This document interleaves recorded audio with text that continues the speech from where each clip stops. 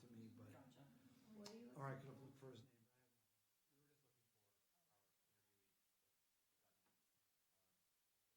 his name. Whenever you're ready, we'll go ahead and get started. Hello, good evening, everybody. Welcome to the Village of Essex Junction Trustee meeting for Tuesday, November 26th. Please stand and join me for the Pledge of Allegiance. I pledge allegiance To the flag of the United States of America and to the republic for which it stands, one nation, under God, indivisible, with liberty and justice for all. Thank you, everybody. Do we have any agenda additions or changes for tonight? We do. An agenda change for 6A, approved minutes for October 29th, 2019, the joint meeting, Selectboard and Trustees. What? That's for the joint. Well, that's for the joint meeting? Okay. That's never later mind. on. I hear a birdie saying nothing for this. Great. Nothing for this one. Okay, so no need to approve the agenda. That will move us on to the public to be heard. So now is a time in the meeting in which somebody, if they have anything that they would like to discuss that is not on the agenda, now would be a great time. Is there anybody in the audience who would like to speak to something that is not on the agenda tonight? Okay, seeing none, that will bring us right on to item 5A, an interview for the Village Capital Program Review Committee with Brad Howard. And I'm not seeing Brad. No, maybe he's just running a little late. Do you want to try to move to 5B? Table it for now and go to 5B? Yep. Okay. So that will bring us on to the appointment of the Bike Walk Advisory Committee. As everybody's seen here, we interviewed Elijah on October 29th. Yep. Do we need to discuss anything further? Do we need to discuss this in executive session at all? Everybody? I will say very openly, I was impressed with his credentials, Elijah's credentials and his enthusiasm. So, I would agree. It's great when we have well-qualified and well-intentioned people as well. Would anybody like to make a motion on this? I will make a motion that the trustees appoint as volunteer to a 3-year term, appoint Elijah Massey to a 3-year term to end on June 30th, 2022 to the Bike Walk Advisory Committee. Second. Is there any further discussion on the motion? All those in favor, please signify by saying aye. Aye. Anybody opposed? Okay, great. Passes unanimously. Going to 5C, which, as this is a matter of pending or probable litigation, we'll end up doing this in executive session. So if the board is oh so kind, if we can just go forward with the other items on the agenda, then we can move forward. We'll get to that part at the end, which will bring us to the consent agenda. I move we approve the consent agenda. I second. Any further discussion? All those in favor, please signify by saying aye. Aye.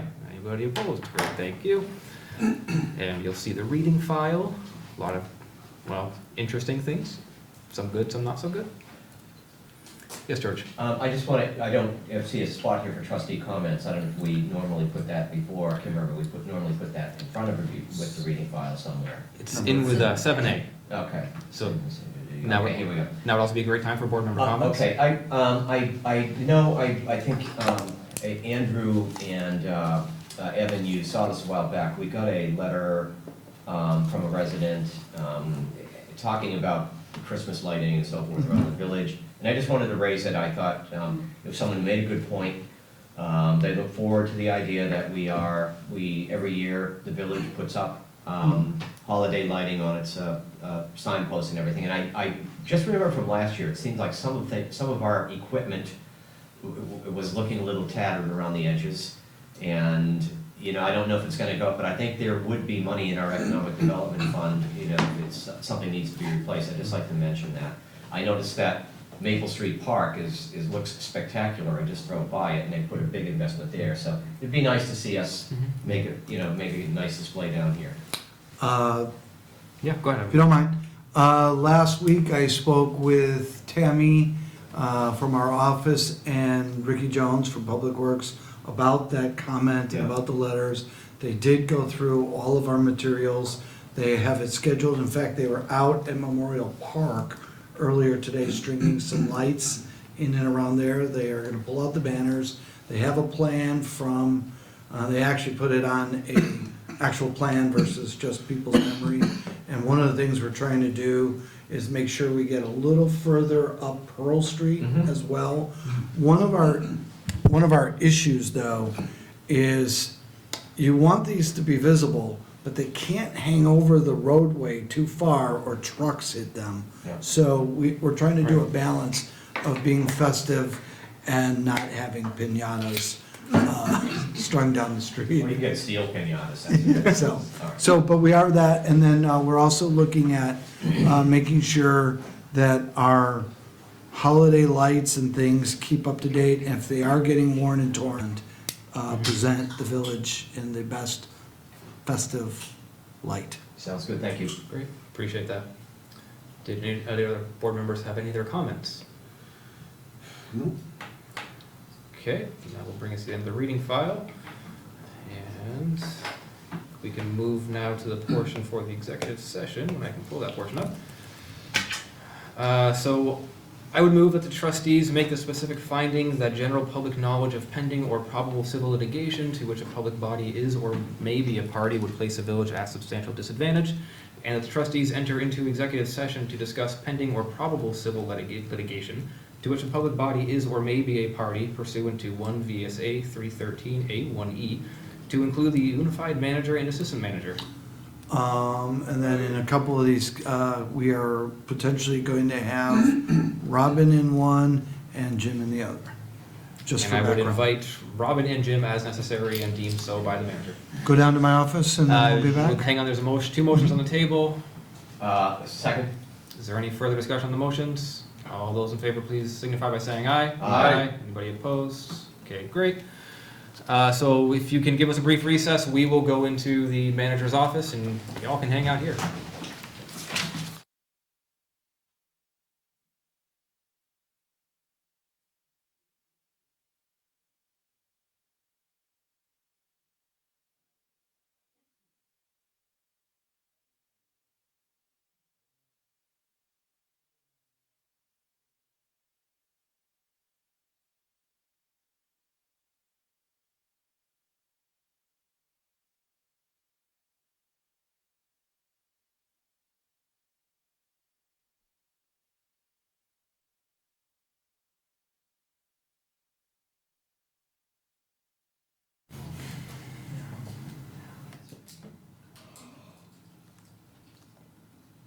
All right, everybody, thank you. Welcome back.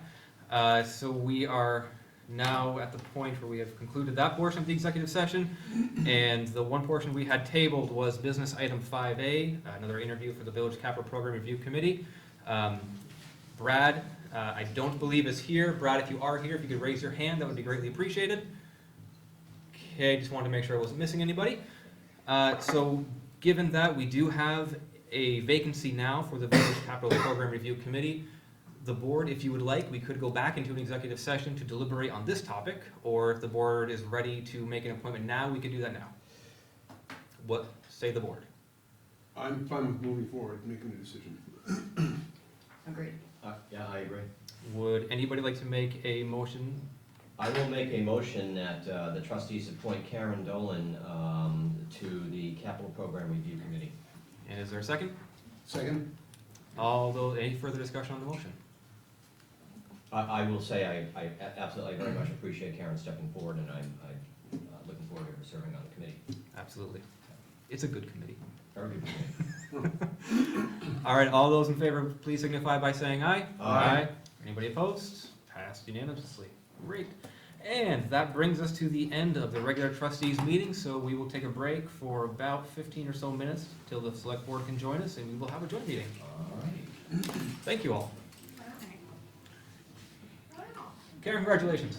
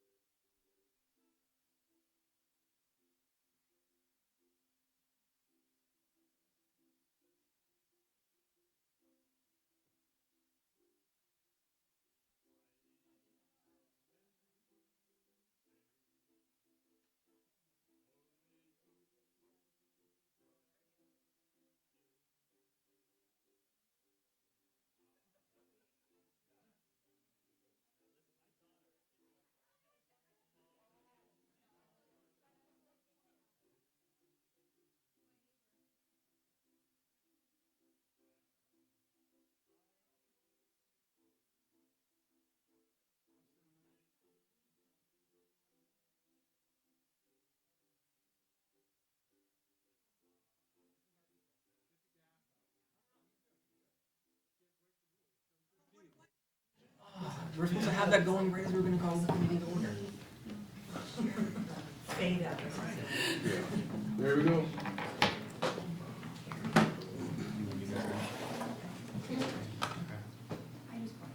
All right, welcome everybody. I will call the Village of Essex Junction Trustees back into session.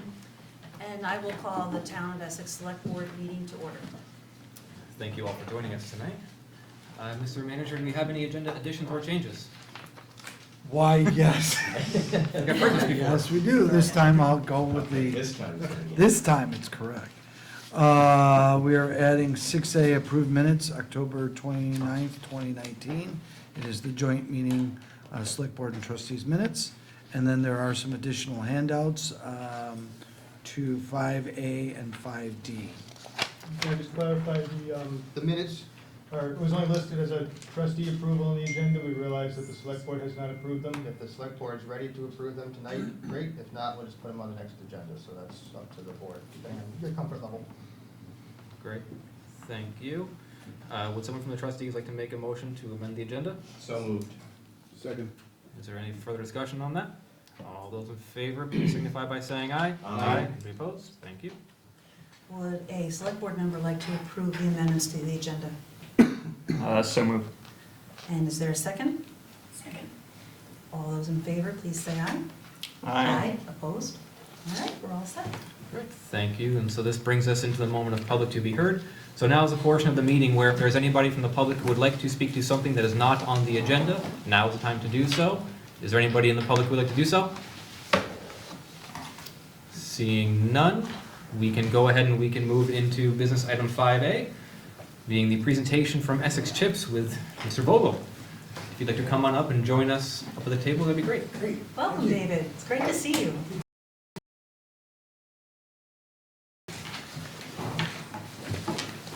I have a tendency to, Thank you.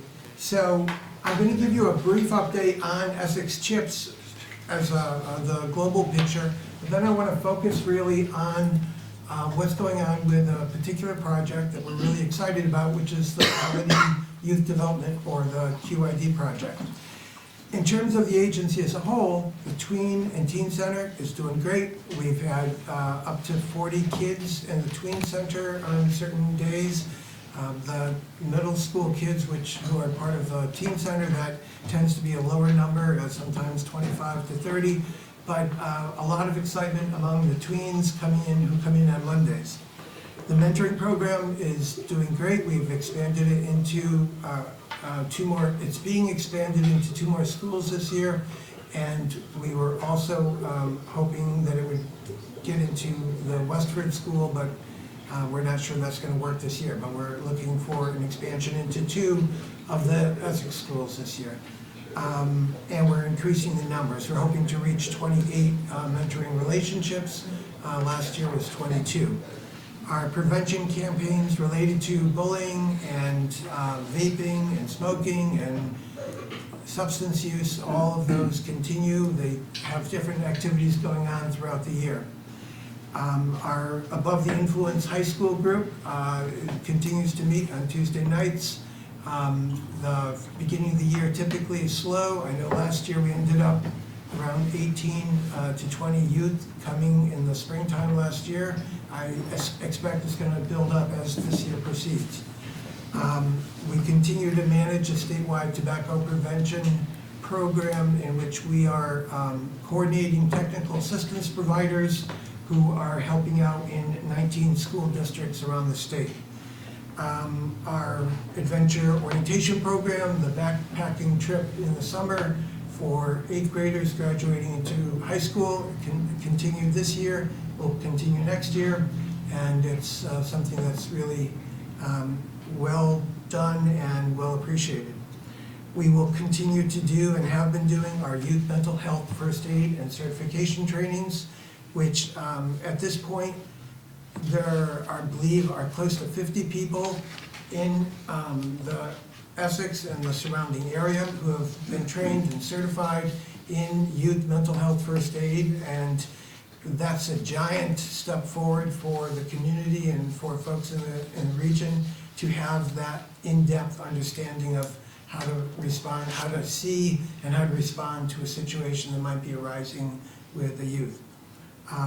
We last year began, through the cooperation with Rob Reardon, a speech and debate club at Essex High School through our own staff member, Justin Hoy, who turns out 20 years ago was a state of Maine speech and debate champion, and so he is now leading the speech and debate club at Essex High School. And lastly, in terms of the big picture, I hope it's already on your calendars, but the 2020 Birdie Bash, the 3rd annual Vermont Birdie Bash, is coming up quickly, and it's on January 26th at ATL, and it's a lot of fun. It's a family fun fundraiser for CHIPS, and we're gonna have 100 people playing badminton indoors and getting a lot of trophies and having a great time. So hopefully folks will come to that. Where I want to spend, that was 4 minutes, give me a break. Keep going. Okay, where I need to spend my next 6 minutes is on the QID project. And so the what is it, is that it's a new credentialing process for a whole community to be recognized for its support of youth in the community. And we believe that this has the potential to become a quality standard that communities want to achieve in order to help youth thrive in their communities, but also to attract businesses and residents to their communities by being identified as a youth-friendly community. The QID is the acronym for Quality Youth Development, which is defined as substantive, measurable, and sustainable community actions that support, engage, inspire, and empower youth. And it involves a community achieving 10 benchmarks. And I'm just gonna very quickly acknowledge them for folks who might be watching tonight on Channel 17. But those benchmarks include that the community have a welcoming, inclusive, and accessible space where youth can gather out of school, that there be funding by the community in support of youth programs, that there be a professional mentoring program in the community, that there be an elected youth council, not a school council, but rather a community-wide council consisting of high school age youth who can meet and address issues related to youth to the community, to come to meetings of the trustees, the town, the unified community, and talk about issues that are important to them so that you can hear the voice of youth in the community. But also to promote community service among youth. Along with the privilege of being able to address your community leaders is the responsibility of giving back to the community and contributing to a healthy community. The additional benchmark there, benchmark number 5, is that there be some type of messaging in the downtown business district indicating that youth are welcome. It could be a youth are welcome sign. It could be we support quality youth development. It could take different forms. But the intent is to have the business community show their support for youth by establishing their establishments as youth friendly. And part of what we're doing here is trying to address the elements of really strong framework for positive youth development, which was laid out decades ago by the Search Institute. And that is the promotion of 40 developmental assets. 20 of those assets are supports and actions that a community can take to foster the other 20 developmental assets, which are internal. So you have external factors driven by the community and schools and families, which are promoting youth achieving within themselves qualities of self-reliance and resiliency and self-confidence and responsibility. So it's 20 actions by the community that are helping to develop 20 attributes within youth that will help youth to thrive. The other benchmarks include engaging youth as members of boards of directors of local nonprofits. CHIPS has currently 4 out of its 10 board members are under the age of 18. And I continue to be so impressed, and I continue to want to tell folks about that every chance I get, because most nonprofits don't even think of trying to reach out to youth to join their board, whether they're youth-serving organizations or not. but certainly youth-serving organizations, you would think, would want to hear the youth voice. So we continue to have close to 50% of the board of Essex CHIPS who are in fact, oh, I thought the battery died, still got 2 minutes. You're crushing it. Trying to promote the idea that if you sit on a board of directors for a nonprofit, that you have it in your mind that why don't we have a youth, or more than one youth? There's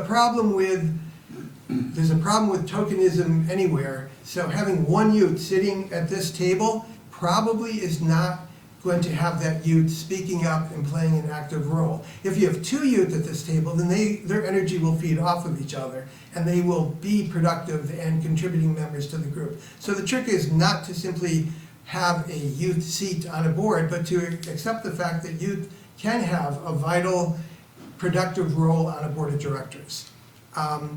And youth access to social services and resources outside of a school setting, that is one of the benchmarks. An annual youth conference or legislative forum is another. Effective recruitment of young people for community-wide committees such as the bike committee or when there was the farmers market committee. And then lastly, the creation or sustaining of internship and employment opportunities for youth in government businesses. Those are the 10 benchmarks. Essex Westford is our pilot project. They have 7 of these almost nailed down. You need to achieve 7 in order to achieve the certification. Essex CHIPS is not going around the state saying, we know better than everyone else, so we can certify your community. We've created a separate corporation, the Quality Youth Development, Inc., which has a credential committee comprised of folks from different, actually from areas outside of Vermont, who are going to be receiving the applications from communities, reviewing them, and acting upon them based upon the guidelines that have been presented to them. I know I've hit the mark, give me 1 more minute.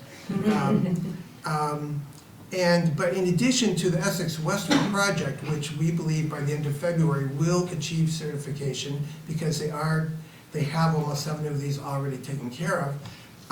There are 4 more communities in the state who are actively preparing to work on the project. In Middlebury, I was there a week and a half ago doing a presentation to a community meeting about this size, and as a result, 6 teens and 5 adults stepped forward to say they wanted to do this. They wanted to serve on a steering committee. So Middlebury now has a steering committee and is prepared to go forward with this credentialing process. I got off the phone yesterday and today with Brattleboro, who heard about it from an email that was forwarded from a forwarded email, and they got very excited about it. So they contacted me, so Brattleboro is interested in going forward. I've had multiple conversations in Winooski and in Barry, where both of the mayor's offices and both communities want to see this happen. So there's a lot of activity to promote QID, to achieve this credential. Our vision is that this is a credential that goes statewide, that throughout the state, folks want to be doing this because it's good for you, it's good for the community. We see this as potentially being a national credential that will probably someday be thought of as the Essex model. Because that's the starting point. All right, it took me 2 minutes longer than I said. Well, that's great to hear the legwork that's happened thus far, so that's very promising. I'm looking forward to hearing more details specifically about QID here and how that's going. So I'm really happy to hear that you've achieved almost achieved 7. Right, we're getting there. Yep. That's great. All right. Thank you so much. Thank you. I just want to say, Deb, I'm glad to hear that CHIPS is the nucleus for all this positive stuff. Yeah. And you're the catalyst for it all. You're really the person behind it, so we appreciate it. Thank you. Thank you so much, David. Thank You don't need to leave yet either, if there's other questions from the board. So. Annie. I heard about it on Facebook and I immediately contacted Hillary to find out. That's right, I saw your, Yeah. I was wondering what, Is it all I right? just saw your name and that you were interested in Yeah. joining the steering I committee. got really excited, Cool, great, so thank you. excellent. Any other questions for David? This so much for being You're here welcome, this thank evening. you, anytime. Next order of business is the annual presentation from Channel 17.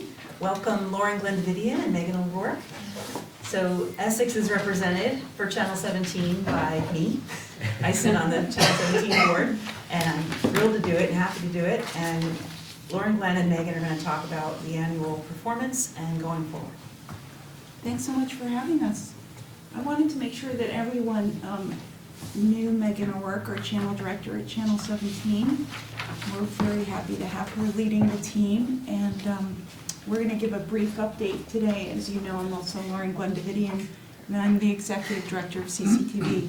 And CCTV has the contract with the Channel 17 trustees to operate town meeting television.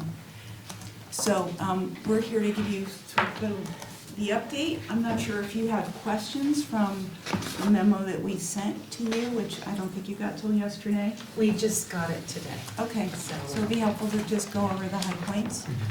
Okay, so we're so grateful for your support. As you know, town meeting television is supported by cable subscribers from Comcast and Burlington Telecom. And Essex and Essex Junction are both entitled as part of that contract to 3 meetings a month, coverage of 3 meetings a month, in addition to access to the studios and the equipment that we have. And we provide those services to 7 communities and 6 communities. And also we open our doors for the public to use our equipment. So we have spent the last year in litigation with Comcast and in study committee at the legislature, so there are things to report here very quickly. But I thought that Megan could really talk about the operations and the service that we do, and then certainly we can come back at another time to talk a little bit more about the policy issues when you're not pressed for time, but we'll just touch on them tonight, along with our funding request. So hi, I'm Megan O'Rourke, and I grew up in Essex Junction, so it's fun to be here, and I used to do the job that Mike is doing for you now, and it's fun to see you all in 3 dimensions, not, 2 dimensions, and I checked, and there are a couple of people that are watching us live online right now, and I think that's a big highlight of what we're doing, is the attempt to bring people into access of these meetings in real time.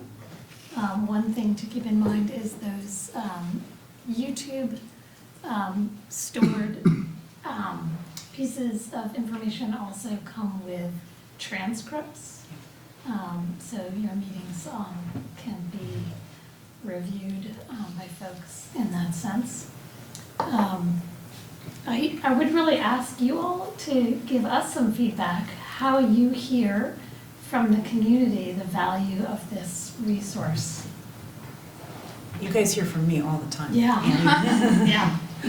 Please. I have friends who surprised me to say that they sit up late at night and eat popcorn and watch meetings, and it's really nice to, it really has been a quirky learning experience for me, even before I was fortunate enough to be on a select board, to hear who watches Channel 17. I myself have meandered through there like years ago just to see what's going on. And I think that we're very fortunate to have just straightforward information that's just as it is. It's not a change, it's just straight. Yeah. Certainly, you know, I came on at Channel 17 in 1993, and I've come and gone. And, you know, I think that what Lauren Glenn and the folks who've built Access have done is created something that we take for granted, this resource in recording these meetings. And I think that you'll see us here coming back as the landscape shifts under us, technological changes, how we deliver our service. We're no longer just a cable channel that's delivered on Comcast Channel 17. We serve, what I say, 5 different channels on web platforms, on streaming platforms that we have to, understand and shift as those technologies change. Just the piece of equipment on top of that camera right there is a proprietary piece of encoding hardware that communicates. And we are at the mercy of how those technologies change. It's a very different landscape. In the next 3 months, we expect, based on some litigation with Comcast, to actually lose Channel 17 on Comcast. So Elaine is familiar with this. We are going to be in a new tier of programming. It's called the PEG Neighborhood in Thousands. So we are going to be at something like 1087. So it's going to be we are going to no longer be 17 as you hear of us. We may be town meeting television, we may be government access, we may be something new and exciting. We will still be providing the same service, but we will have a different look and a different name. Are you glad about this, or are you I'm getting an edge in your voice here? I can't tell if this is a good Well, thing. it's a long time coming that Yeah. we have to shift and understand our place and how we're branded in the community. I think people understand us as CCTV, people understand us as Channel 17 town meeting television. It's a different landscape, so it's exciting. Can I ask a question? Yeah. I just wanted to, you're touching on something I was interested in watching, because I'm guessing, if you maybe could speak to it a little bit, if more and more people are switching over to streaming television, Yeah. which doesn't have local antenna television, and so how do they find you on that? How does someone who just moved here from out of state, they have streaming TV, how do they know about where you exist? Yeah, well, hopefully through partnerships with municipalities. So hopefully, right now, we have a widget on your site that's pretty old. But that's one of the ways that people get to us through your website. You can also use YouTube. If you wanted to find out what was going on in local government, you might Google local government in Essex, and that would come up, your playlist. And the statistics of the viewership, I think it's just worthwhile to know that the live viewership, which isn't exclusively all of the viewership, ranges between 40 or 50 people watching a meeting to 1,500, depending on the issue that you. So it's important that the doors are open all the time, so that when people really want to access, this is a great commitment that you've made as a community. So about 85% of town meeting television's budget is funded by cable subscribers, and then the municipalities have started to increase your contribution. And so Essex and Essex Junction respectively now contribute $12,000 a year towards the cost of what we do, and we've come to ask for a 5% increase. Over the past 15 years, we've come every 7 years and asked for big bumps, so we thought so we've done some modeling, and we think that 5% increases would be essentially what we will return to you for the next few years requesting. I think it's worthwhile to note that in our recent contract calculations with the Channel 17 trustees, that it costs about $28,000 a year to cover your meetings, 3 meetings a month for each of 3 meetings a month for Essex is about $27,000 a year of service, equivalent of service. So I think it's important for the communities to know that their cable subscribers are making this contribution to civic government. That's really important, and we certainly appreciate the municipalities making a contribution towards this. This is happening across the state. Access centers, of which there are 25, are approaching municipalities, and they're getting good response. There's concern. We don't want the property tax to be paying for everything, so we understand that there are pressures on this funding source, but we think it's a good value and a good, a fair contribution.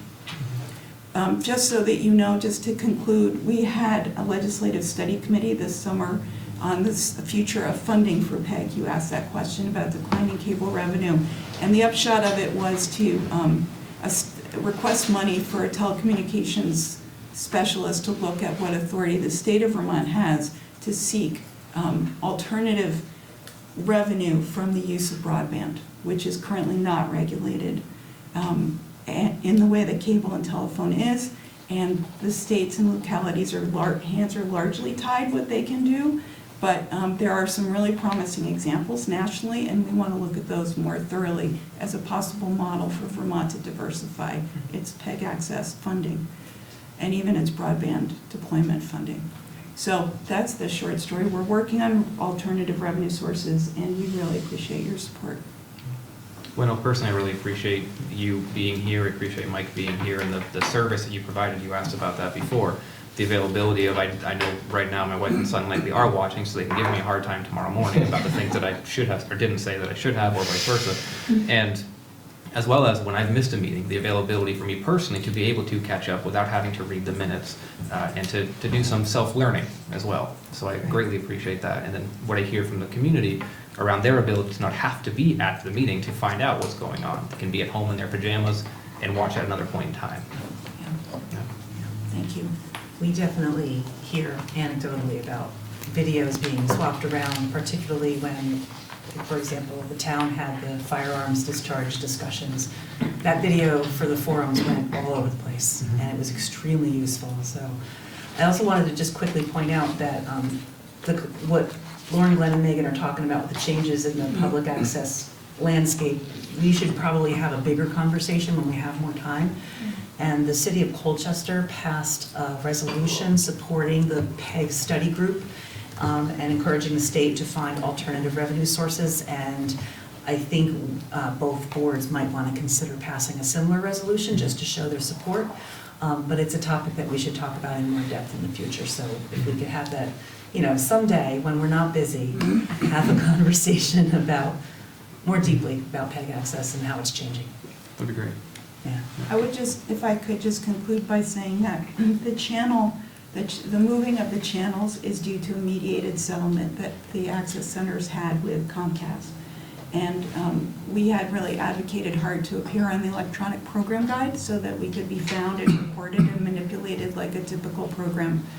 But in order for Comcast to do that, they felt that the technical investment was so high that they protested when the state required them to do so. So we negotiated this settlement where we could appear on the electronic program guide, but we had to be in the thousands because currently we share channel 17 with Richmond and other communities. So they had to separate us all in order for us to have a position on the electronic program guide. So it's not a perfect solution. We're not honestly thrilled about it, but it's also part of a trend of the industry putting these channels up in the thousands.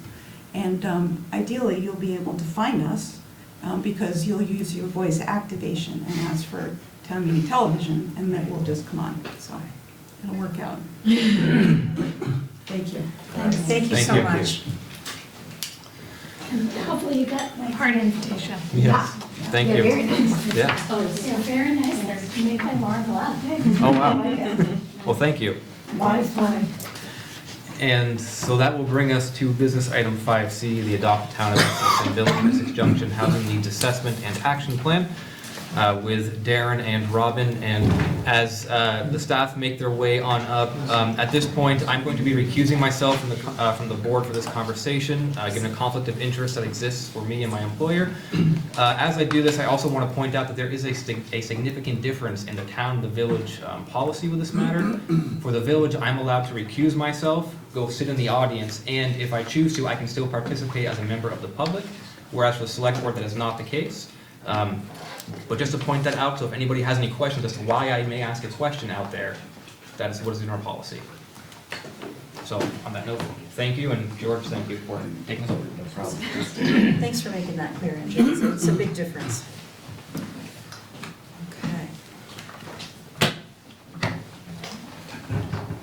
Okay. Okay. I think, well, I'd say take it away. Yes, I can talk too. Yeah, why don't you, yeah, go ahead. So thanks for having us back. Yep. I'm not sure where Robin is, but do we want to wait for him? Is he on his way up? There he is. Oh, wait. Okay. He said something so earlier thank you. about trying to run home to let his dog out. I don't know if he was going to make it or not, though. He walked You in. have to go home pretty far. That's a long way to Doesn't show show off. off. I don't think he's going- No, maybe he was just joking. I'm guessing that you can handle the whole thing. I think you can get started, Darren. So thanks for having us back and to talk about this housing needs assessment and action plan. It's something you looked at back in June jointly, and then trustees looked at it again separately when they had quorum. Yeah. And it was also incorporated into the Village of Essex Junction Comprehensive Plan, at least a summary version of it. So at the time, you wanted to take a little more time to digest it, read through it, and maybe come up with questions for staff. So we're happy to talk about any questions you've had since the June meeting. And we also wanted to maybe talk about some of the recommendations in the action plan portion and see if you had any questions about those in particular, or further questions or further discussion about them. So with that, I'll toss it back to you. Okay. Elaine, do you have any, did you want to, I'll do this on your behalf. I'll just throw the whole, both boards open to questions or any comments you have about the report. And I will just add my own, is that having read through the report, I don't have any specific questions, but I was just very impressed with the breadth of the research and the information, and I generally support what the thrust of the whole document. Yeah. And I know that we had discussed the idea of eventually forming a housing needs committee in Essex. We haven't established that yet, but I would suggest, I think it's an excellent idea, and I would suggest that we try to move forward with it at some point when we can. I'll stop there. I don't know if you have any additional comments. Do any select board members have questions or comments about the plan? Andy, Annie? Max is not with us this evening. I mean, this is, echoing George's statement, a very impressive document, very meaty. I mean, there's a ton. I apologize for that. No, I mean, Oh, it's, no, don't apologize. yeah, it's not something you should apologize for. It's a common meant in admiration only. But I think, given the document itself, what is clear is that, there is a pretty significant need for more affordable housing, certainly of, myself, my friends, people my age, certainly that's, a topic of conversation that we have had. I have, a number of friends, who are, either single or they're, new families who are, 30, 35, just, kind of starting out, just getting kids, that were looking at the housing market. And for most of them, living in Essex is just not an option. So something where, or something being put into place where we're looking at, how we're incorporating, the building, looking at the needs for how we can make it possible for, younger families to come in and choose to live in Essex, I think is a fantastic idea. Yeah, and to be clear, I mean, a lot of the problems that are present in the housing market are not things that are within the municipality's control, but there are certainly things we can do to help those at the fringes and to sort of move in the right direction and create more opportunities. Yeah, I think respectfully you made it very clear in there that, there was obviously limitations to how much municipal government was able to move the dial, as it were, but, I think that any change that you can make to, make it easier on people is certainly a change worth trying to do.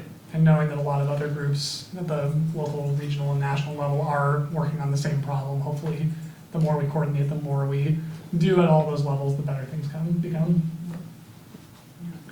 Darren, this is outstanding, so thank you to you and all the staff that worked on this. I'm sure you got backup from lots of folks in the office. I'm wondering if you could elaborate a little bit on what a joint housing commission might look like and what it entails. So we looked at the Economic Development Commission as a model for how a joint commission would work. And essentially it would just function for both communities and not be, two different entities, but all together, working together. And in terms of how it would function, generally it would be advising the Selectboard and the Planning Commission and other municipal entities on issues of housing, issues of affordability. We thought that the mission in the housing needs assessment on page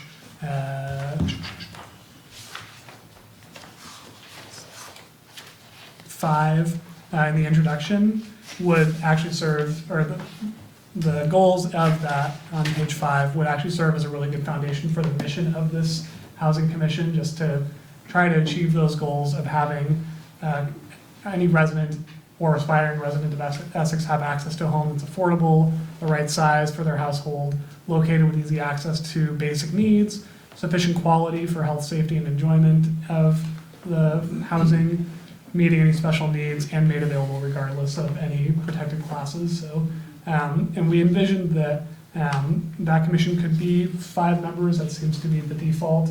Could be more or fewer, and that it should be composed of experts in the field, as any committee or commission should, but people from for-profit and nonprofit housing development organizations, housing authorities, agencies, social service organizations, representatives of area businesses, and at-large members of the community. And if the boards do ever create a housing trust fund, the Housing Commission could act as an advisory to how those funds are spent. Potentially, it could be set up to actually spend those funds, but I think generally the boards retain control over that. So those are sort of the ideas that we had penciled out. We can go into more detail and answer questions on that if you were interested. So this question is more for Evan and Greg, but Darren as well. Can you, we've talked about this a little bit offline, the expectation of the staff capacity to handle a committee? Because you said the advisory committee, which would become a commission should there be a trust fund. Is that the difference? Essentially, yeah. Okay. Can you speak to that? Sure. Just a little bit of background. Darren and I had some conversations about should we even ask the boards tonight to create the Housing Commission. We figured that the first step is to adopt the report and then go forward from there. We do legitimately have staffing concerns, but we recognize the need for it. We support a Housing Commission or a committee of some sort. We're short-staffed at ComDev right now, so we're hoping to get that back up to speed in the near future. That's certainly a possibility. If the boards want us to move forward, we will figure out a way to do it. We do want to do it. It'll take some creativity and some extra capacity from existing staff, but we can certainly look at options and figure out how to make it work. The reason I'm asking so specifically is because we are very fortunate to have Maura Collins as a resident of Essex Junction, who is an expert in Vermont on the topic and who has offered the services of herself and her staff to put something like this together. So I was wondering, Maura, if you wouldn't mind giving us a 30-second description of what you envision a housing commission might look like here. Yes, thank you. You would need to come. Oh, I need to, I can do that. Very quickly, I just want to echo kudos to Darren and the staff and everything that's been done with the housing needs assessment. That's tremendous. You guys are farther along than a lot of communities. I just think you are so posed for a commission like this, and it takes so long to get anything done. It doesn't have to take a lot of staff time. We, VHFA staff serves on the South Burlington Affordable Housing Commission, and they have no staff support for that. Technically, the town manager, the city manager, Kevin Dorn, is supposed to be the staff member. Kevin's way too busy to go, and so he doesn't go to the meetings. That doesn't mean South Burlington doesn't support the work. It means it's a group of volunteers who do all the work. They happen to have some very dedicated, retired volunteers. That would be great. And so if you formed a commission, I would think you'd want to be really thoughtful about who's on it and how much time and energy they could really give. But especially if you found a couple of retirees, that seems to work really well. South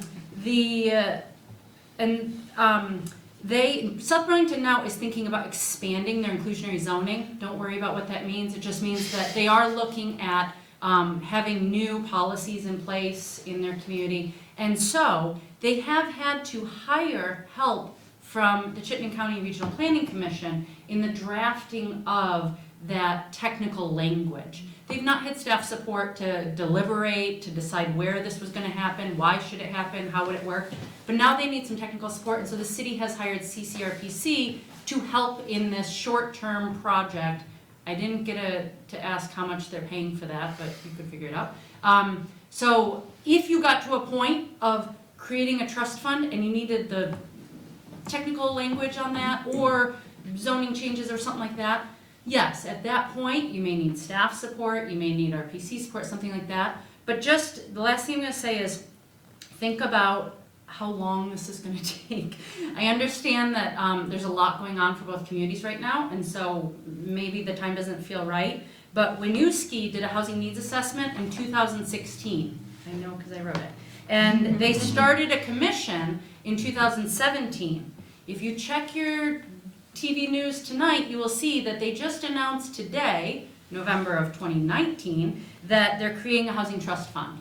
So if you create a commission, it's gonna take you 6 months to find members and to vet them and to try to find, these dedicated, committed people. You're not gonna be proposing bylaw changes anytime soon. South Burlington did a broad housing needs assessment like this. They then realized when they got their commission together, they actually had some detailed questions that weren't answered, surprisingly, in a really detailed report. They dug into a couple specific things. They passed inclusionary zoning a couple years later. It's now 3 years after that, they're now looking at expanding it. These things don't move quickly, but the needs of the community are moving quickly, and so getting started now, I would just strongly support, because waiting 6 more months to then find the members, and that'll take 6 months, to then start having some meetings takes months, and there's holidays, and I just think that it would be really wise for these two groups to come together in a commission. I've written you memos about that in the past with why I think it's a good idea, but acting now, it's gonna be a year before you guys are really even meeting and getting into the meat and doing something, because you're then gonna have to restudy things again. In my experience, you actually don't have all the answers, which is amazing, but when you get into the technicality, you're gonna have to still look at this. And yes, VHFA has several staff members who live in Essex, and we would be willing to serve on the commission, and I don't wanna presuppose anything about how active we are or not, because I don't want to act like I'm coming in and having a VHFA committee in a community. That's not appropriate, and I would not recommend that. But I also know that in my affordable housing world, there is a lot of support for Essex doing more for affordable housing, and I think that you may find that there may be other employees of interested groups, developers, like was mentioned, others, concerned citizens who want to see the development that is happening in Essex be in alignment with the goals of this community, as was seen in Heart and Soul's thoughtful growth goal, as I think we keep seeing in survey after survey. I think Essex, if you read these Facebook comments, every time there's a new building up, there's always people who seem angry about, like, when are we gonna get, the affordable housing, and what's the rents being charged now, and things like that, and there is a need, and Essex residents can't afford to postpone this. I think that, I don't know if the answer is a trust fund, I don't know if it's zoning changes, I don't know if it's, we don't need to do anything, but we won't know until the two planning commissions and a housing commission can come together and really focus just on some very pointed, specific topics dealing with housing. Are we talking home ownership or rental? I don't know. You gotta really dig into this. Housing seems like a topic. You'd be amazed that it's very deep and complicated. Laura, thank you. Thank you. I know I was over 30 seconds. Can I ask Thank you very much. Can I ask a question? Maybe before you leave more. I'm just trying to, it may be the three of you, Greg and Darren and Maura. So we have two planning commissions, but they're just commissions of citizens. They're administered by our planning or community development offices, but the commissions themselves don't have an office and don't have their own department or anything like that. Same thing with the Economic Development Commission. So are you seeing that, or are you saying that this housing commission, what's the vision here? They would actually have their own established administrative office or something? Maybe you could just elaborate a little bit more on how this would work. Who would be overseeing this commission? And I'm not being negative, I'm just trying to get a sense of how it would be structured if it happened. Would it be community development office? Would it be manager?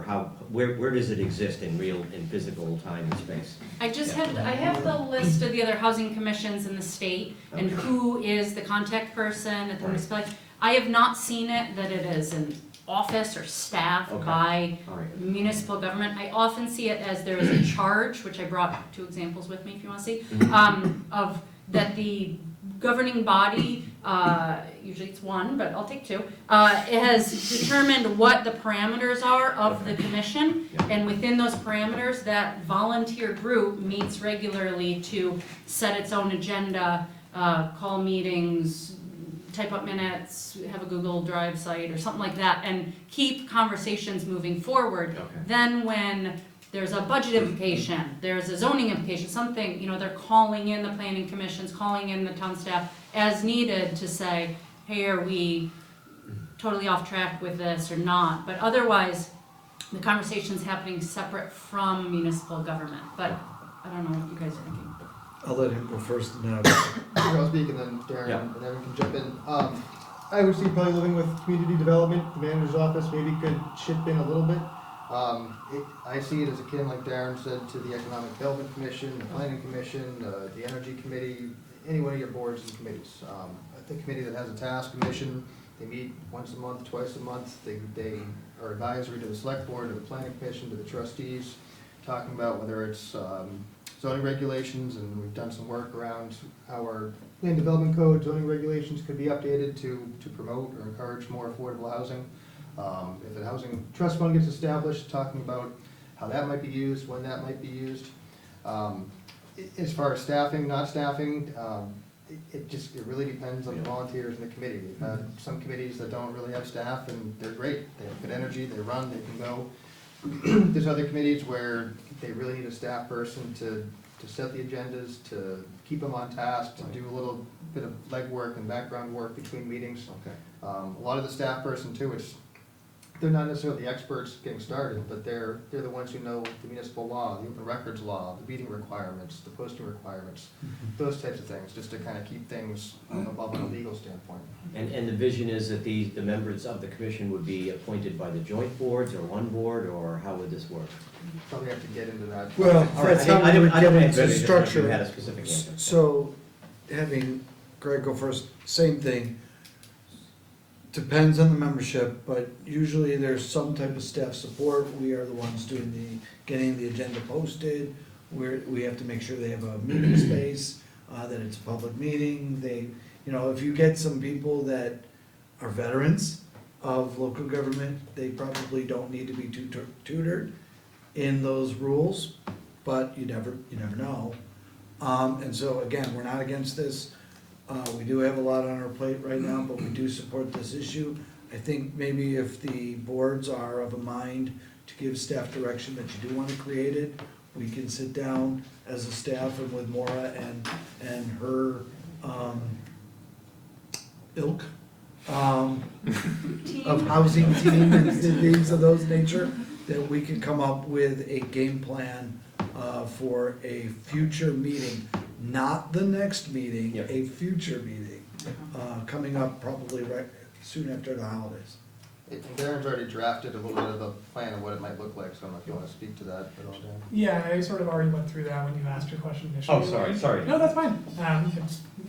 So going through the mission and the powers and duties, we discussed that, and I think to add on to what Maura said, of giving them a charge, looking at the recommendations in the housing needs assessment would be a great place to start. Is, okay, what are the options for addressing housing needs in the community, and explore, is inclusionary zoning the right answer? Is a housing trust fund a good option? And just basically each of those recommendations could be a report in and of itself that the housing committee could look at and make recommendations about.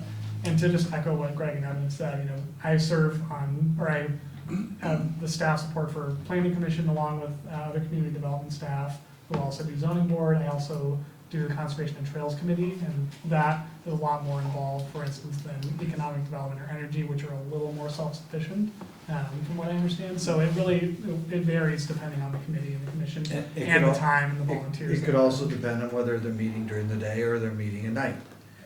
These are all types of things, and then what we will also need to do is come back when we have some information as to whether you want to have the town create it, the village create it, or you jointly create it and jointly appoint people to it, which also may need some other language in your charters or otherwise.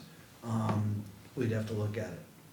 But I think the point is that any commission that's created should be for the entire community, regardless of Yeah. how they're appointed, because it's a regional issue, but we're trying to address it locally. Okay, thank you. If I might just wrap it up and summarize, so, oh, I'm sorry, Andy, of course. Yeah,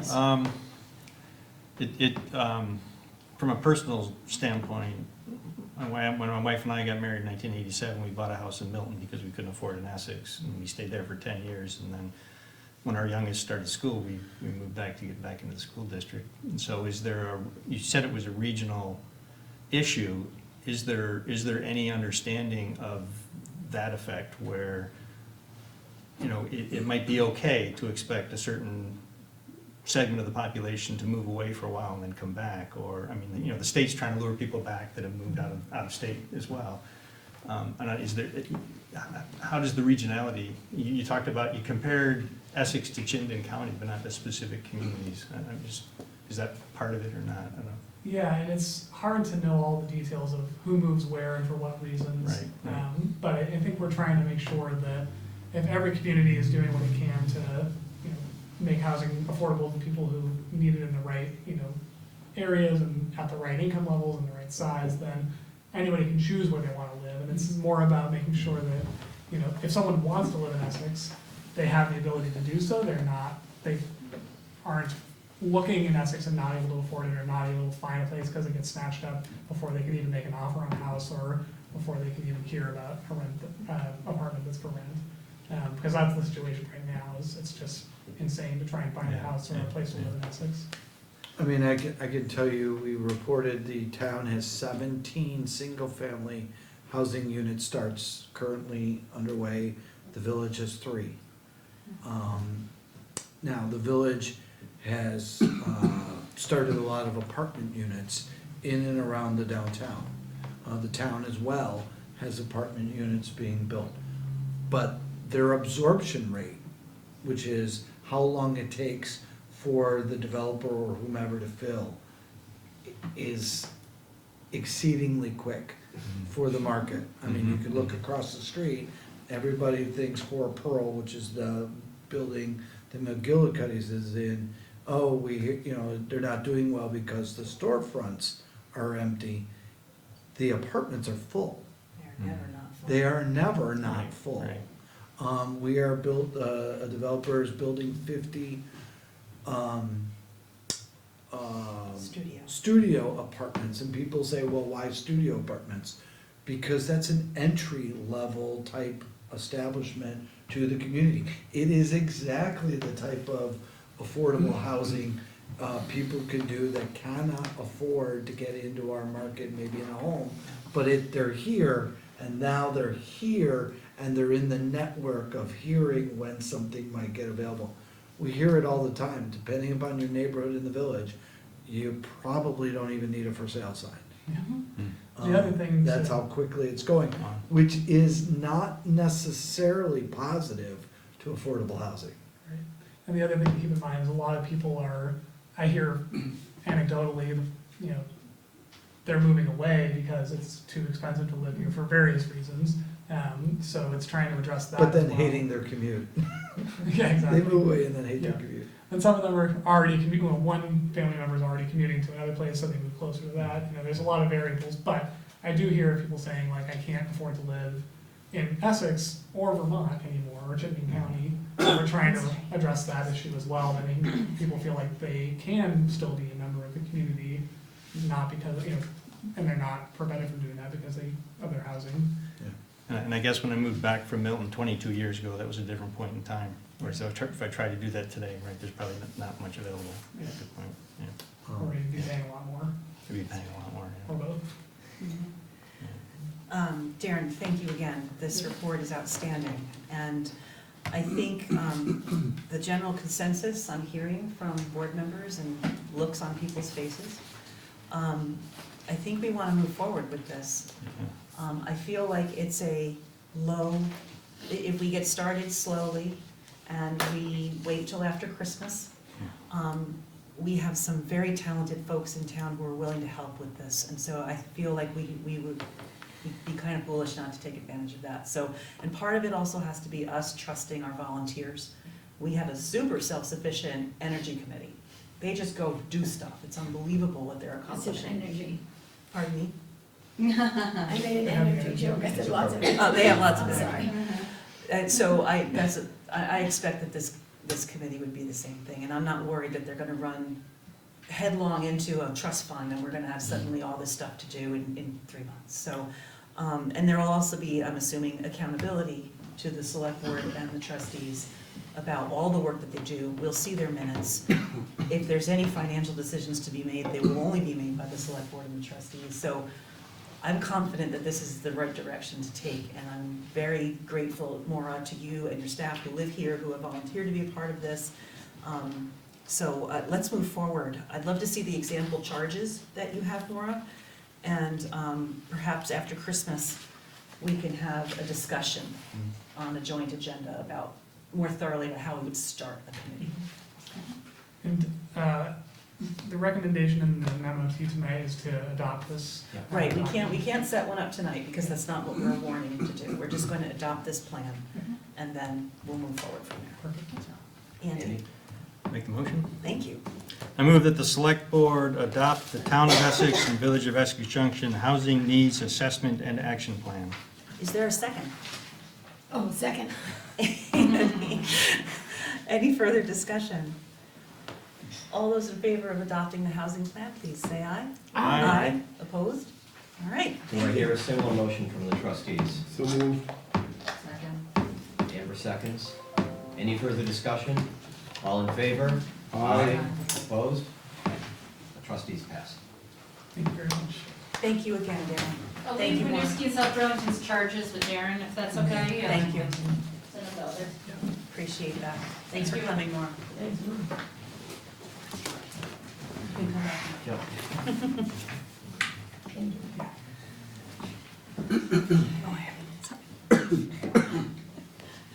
Andy? The next item on the agenda, I need to recuse myself for, Yes. recuse myself from due to the potential appearance of conflict of interest due to my employment situation, and I do need to leave the room. Yes, the select board policy is for a board member who has a conflict, needs to recuse, needs to leave the room and not participate in the conversation. Thank you, Andy. Bringing us ukulele. Might want to bring a chair. Have fun out there with your ukulele. We'll miss it. Okay. Sarah Macy, you're on. Right, Duggan, you're That was like a domino. No, well, I can preface this. So we talked a lot as staff about what we can do funding-wise within the community. I know the capital committee's taken a look at this quite a bit too as a village. One of the big issues we see is around capital funding, infrastructure funding, and making sure we keep up with that. And frankly, right now, we're quorum for the select board right now. Excuse me? There's no quorum for the select board. Oh, yeah. Oh, thank you. Is Pat, did Pat leave the room? Yeah, where did Pat go? Maybe he went to the market. Where was he? He must have When did stepped he out to leave? use the restroom. Maybe he was abducted by Maura. Okay, we're on Okay, television. can we please take a 5-minute recess until the select board reestablishes quorum? Is that all right? Sure. I'm sorry. Do you want to move on to the update from governance subcommittee and come back? I'd rather not Well, because it's not a public, Andy then Right. needs to come back. Oh, well, right, okay. it's not a public. That's meeting. right, so, It's not a public meeting if we don't have quorum. While we're waiting, please have a, is it not a public meeting, or you just can't take action? You can't take Can't action. take action. I'd rather You be can safe still- than sorry. Totally hear you. let me see if he's in the Yeah, why hallway. don't you see, there's somebody standing in the hallway out there. It's not- Well, does it mean- This has never No. happened before. a constitutional crisis. He'll be back. Should I turn him down? Might be We're my taking a original- recess. It's taking a big recess. Yeah. Yeah. Lauren liked it.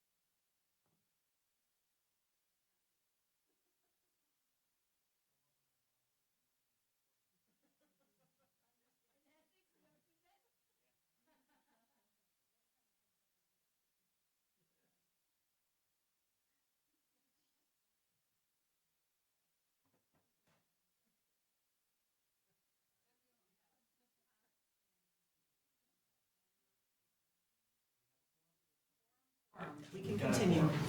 So whenever Mike is ready. The mics are back on. Okay, trustees are back from brief recess. I assume the select board is as well. We are back. Great. All right, take two.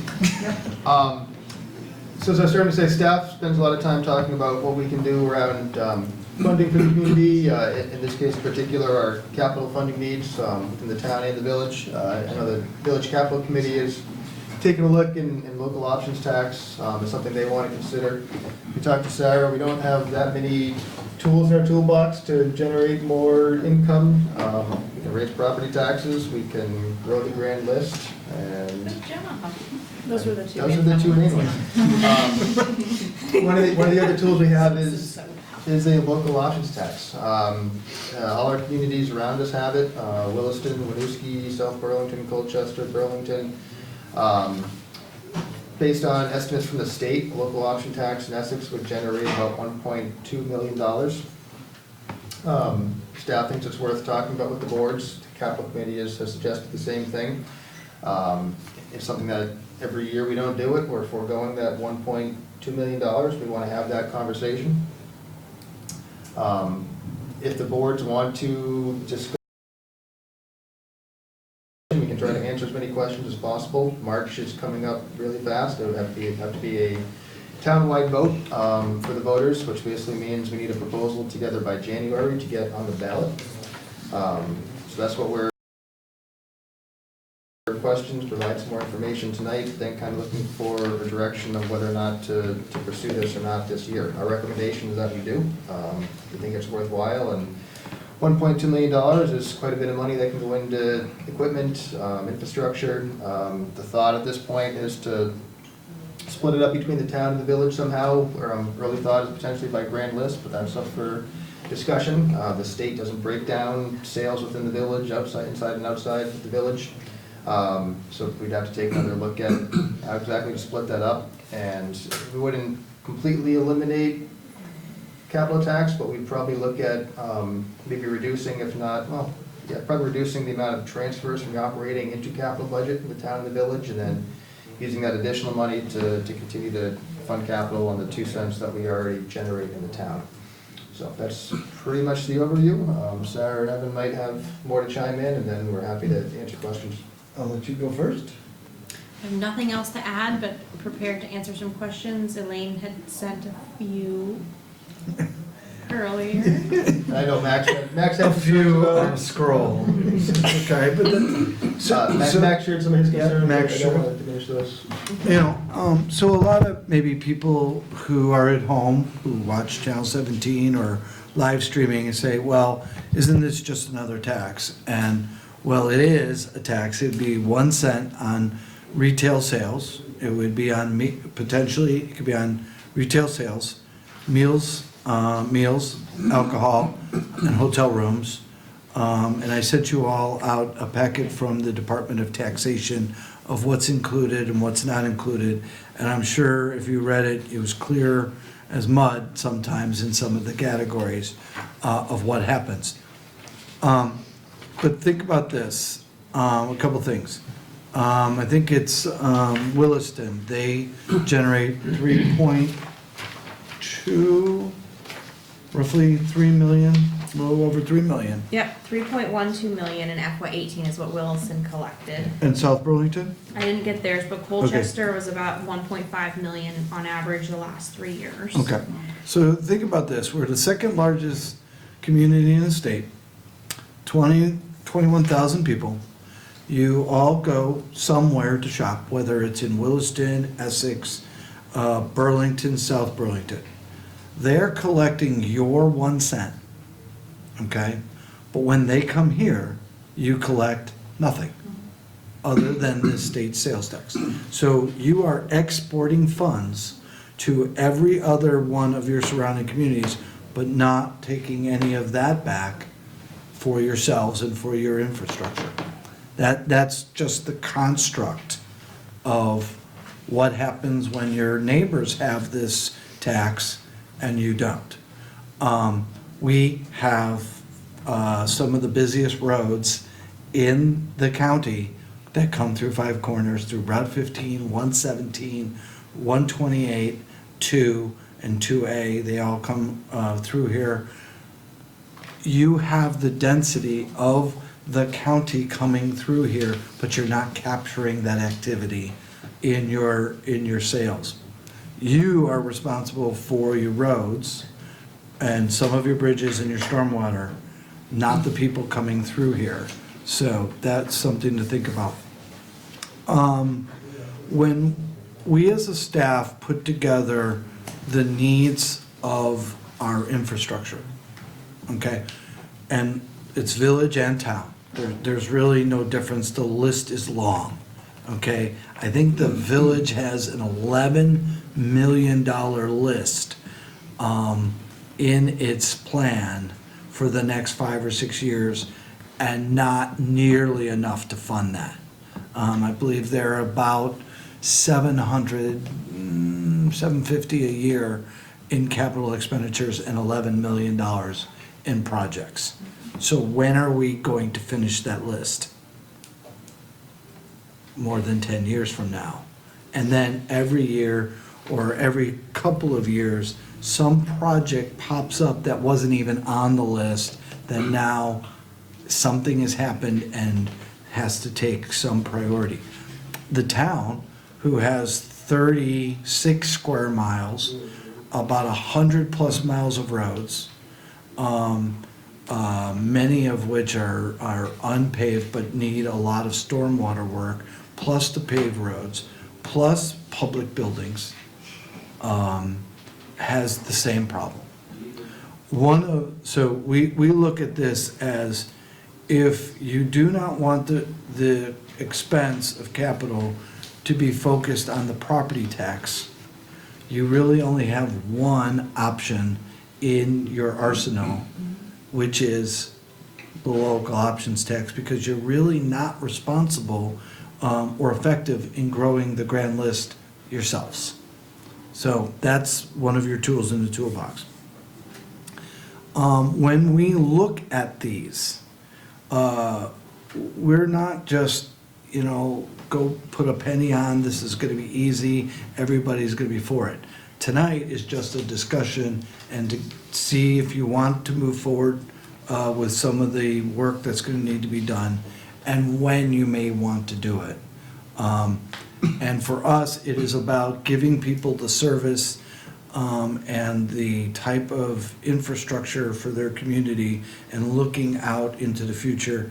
And one last thing, and I forgot to add this, is we also want to talk about within this tax some resiliency, because we are seeing storms of a nature there, that are very intense. The last one on Halloween was several inches of rain in a short span of time, which is overloading our ability to get the water conveyed to the Winooski River. And you will continue to see roads wash out, you will continue to see flooding and those natures unless we can start working on those systems, including the Indian Brook Dam, which is where a lot of our water flows up from the town through the village to the Winooski. So it is not just a village issue, it is not just a town issue, but it's a combined issue.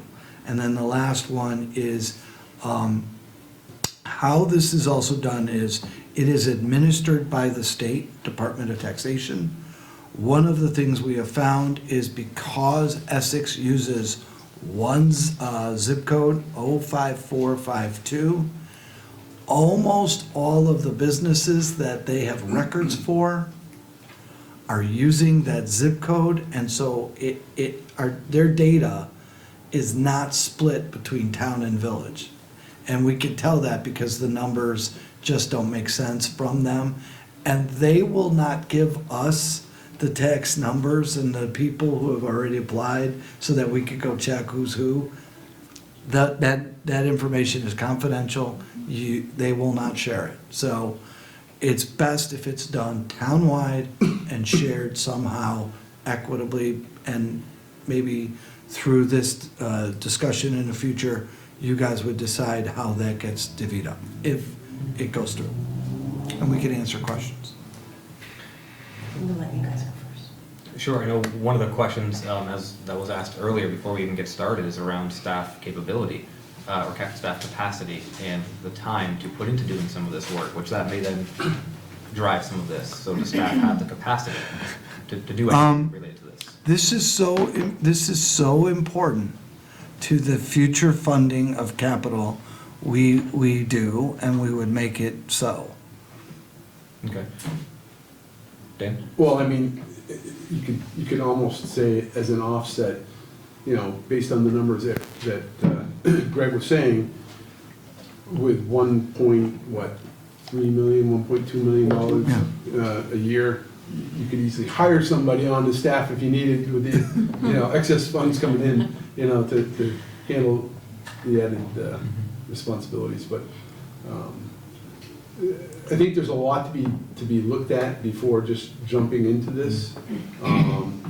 Thinking of the impact on global foundries, on businesses throughout the area, as you've said, and I understand what you're saying about people going elsewhere, but I also look at it too is if somebody's making a larger purchase, sometimes they may say, hey, I'm not going to spend the extra 1%, maybe, and go to Essex Junction or Essex, the town, to purchase their items, as opposed to the Lowe's or the whatever store in another community, you know. They would be also hard pressed to drive, they'd have to drive quite a bit of ways outside, but yes, that's always a calculation.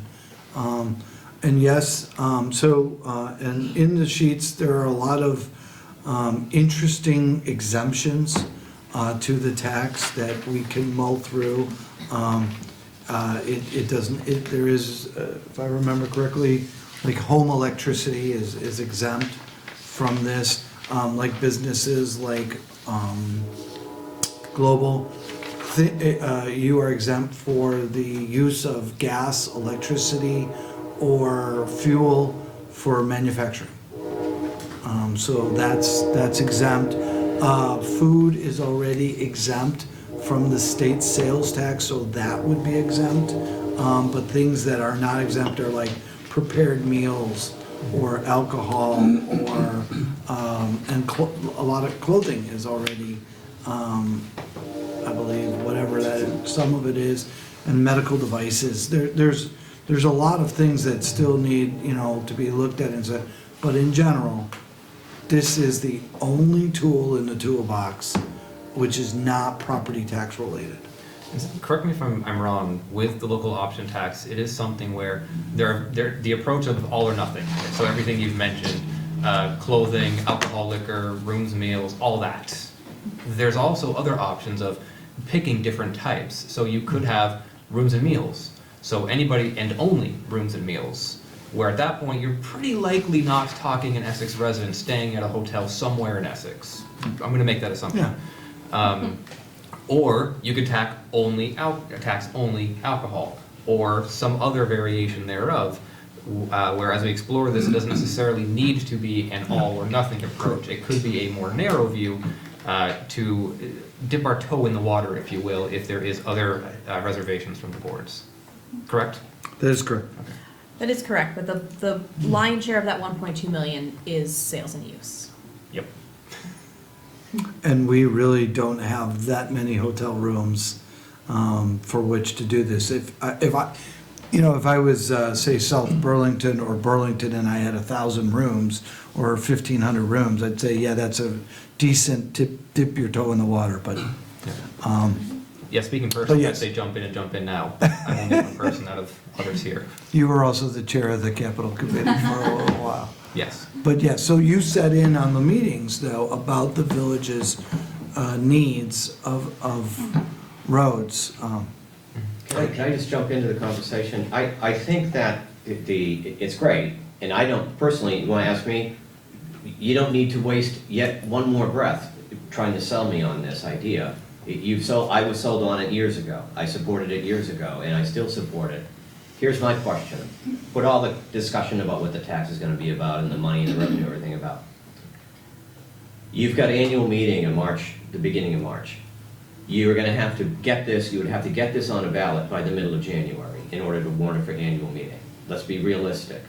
And the kinds of questions that we might have about what's gonna get taxed, what's gonna happen, and local merchants coming in and saying, you're gonna put me out of business, because I've been through this, and I think if you talk to those other communities, they probably went through a lot of political turmoil, needed a lot of selling, needed a lot of promotion, okay, in order to have everyone's questions answered. This is a big political lift. Even if it's whatever you're doing, it's a big political lift, and you're gonna have to do that lift sometime between now and the middle of January, with Christmas coming and budgets coming. That's my question, not about what's the benefit of the tax. I don't think we need to talk about that. The concern I have, I'm trying to keep an open mind, but the concern I have is that if you don't do it well and questions aren't answered and there's turmoil and you go into annual meeting and it fails, then you've got a problem bringing it back, because people are gonna say, wait a second, we defeated that just 6 months ago, and now here it is back on the table, what are you trying to do? So I'm concerned more about the politics, the publicity, and so forth, and I think I've made this known, that's my concern. Okay, I'm sorry, I don't mean to poison the debate at all. I'm interested in what others say, and I'll probably go with whatever the majority decides, but I just want to throw my 2 cents in. I'm concerned about the timing of this. Yeah, personally, I hear you, and everything you say is not incorrect or is not in the realm of possibility.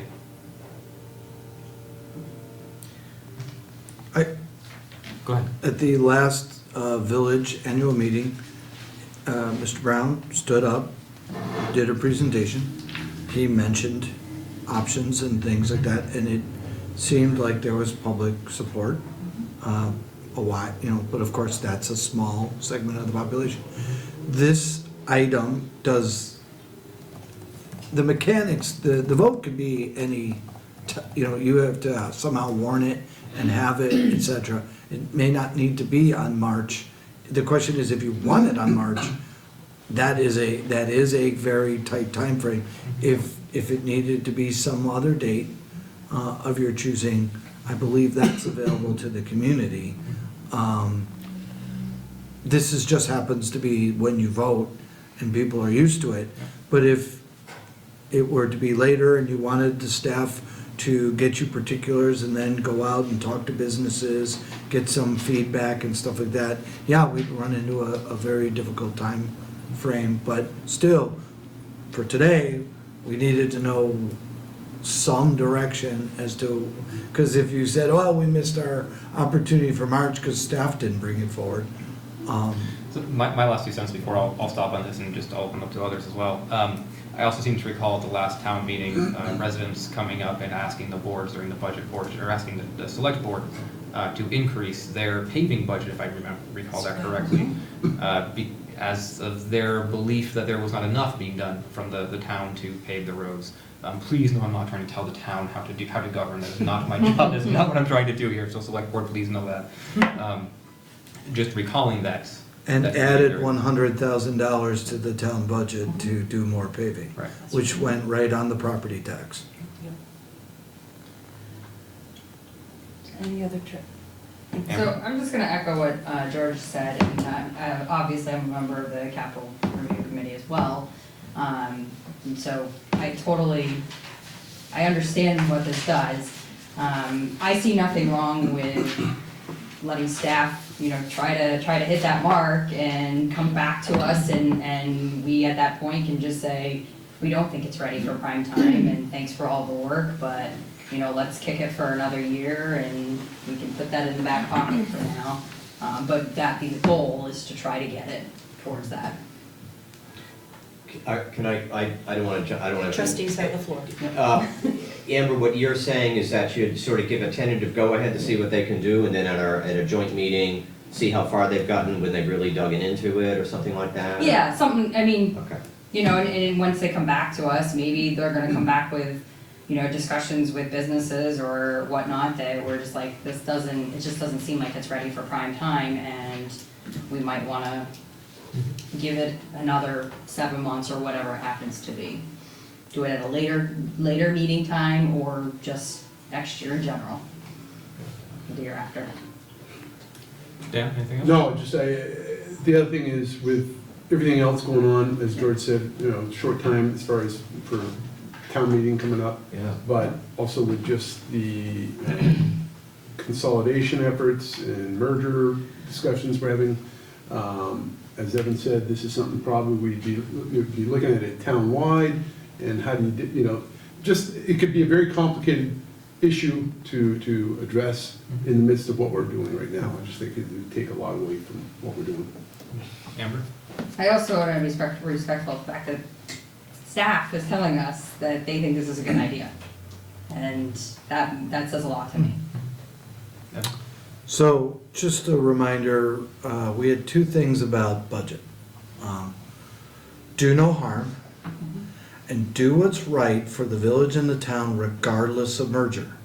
If you remember that, and for the people at home, regardless of merger, this is a way, and the only way, to, other than property tax, to fund the capital improvements of this community, short-term, mid-term, and long-term. We have a lot on our plates, but this is something that has kind of been out there, sort of bubbling up, and while I wish we had probably been here a couple of months earlier, it is something that we are of a belief that this is something that at least needs to go to the voters sometime soon and rather than later. Because it is about $1.2 million a year that is just sort of, it almost feels like we're just not addressing it, and we need to address it. So, So I know Select Board hasn't had an opportunity to really talk about this yet, so just hang on a little bit and then have the Select Board go ahead, although Amber, did you have your hand up as well? Yeah, I guess I just want one last clarification, I think, is the recommendation is to develop a plan. So the plan could be them coming back to us and saying, you know what, this isn't gonna work. So I don't think we need to iron out the whole plan tonight, just so the information. Thank you. Annie, you've had your hand up. I don't know if this is ridiculous, but as a resident, I would want to know, like, I would like a graph with photos of the items I buy with regularity and what the cost difference will be. And if it was really, I don't really mean that. I don't really want you to make a spreadsheet with photos of Diet Coke and I Altoids. have a short list. Great. So like, for the community, a very clear visual table of some kind that told me as a resident of the town what the change to my weekly, monthly, and yearly budget's going to look like. And then separately, if I owned whatever brick and mortar business, let's say I'm a resident of Essex and I own an Essex bar. I want to know what that means to me, and I would like, as a member of the select board, to be able to share that very succinctly and very obviously, so that people were fully knowledgeable. And I know that that's a lot of work and there's a lot of time in that, but if the clearer that we were and the more thorough that we were and the more easily accessible that would be visually, then people can just know what they're voting for. And also, I could understand that. well, interestingly enough, one of our business owners owns a restaurant in Colchester and in Williston. And so maybe it'd be good to have a conversation and see what has happened at those locations. Sure. Pat, do you have any thoughts or questions? Oh, I've got a ton. It's your turn. So I mean, this was actually something that, in part, when I was campaigning for Select Board, that I mentioned as something that I wanted to see. I thought that local option tax would be a great way to alleviate property tax from taxpayers. I thought it was honestly a little ridiculous that all of the communities surrounding us already have it. I honestly, with all respect, I have never once considered, even when I was going to buy like a $300, $400 TV, been like, is there someplace in Essex I should be getting this? Because I'm going to save $4. Like, I mean, no. And, you know, I mean, No, you'd buy it in Essex because, I mean, if I knew a business owner in Essex, I would give them my business. I'm not going to give someone my business because of a 1 cent increase. Like, it means my Red Bull is going to cost $3.03 instead of $3, or, you know, this may not even be included because it's food. Soda's taxed. their soda is taxed. That's If bull. that is- That's if the that is biggest. That's an aside. Yeah. If that is considered soda, that is Sure is. taxed, And I mean, already. and I don't think that resiliency was chosen as a word just randomly, was it? No, sir. No. No, we talk about resiliency in our structures, I wouldn't say every day, No, no, but very I- often.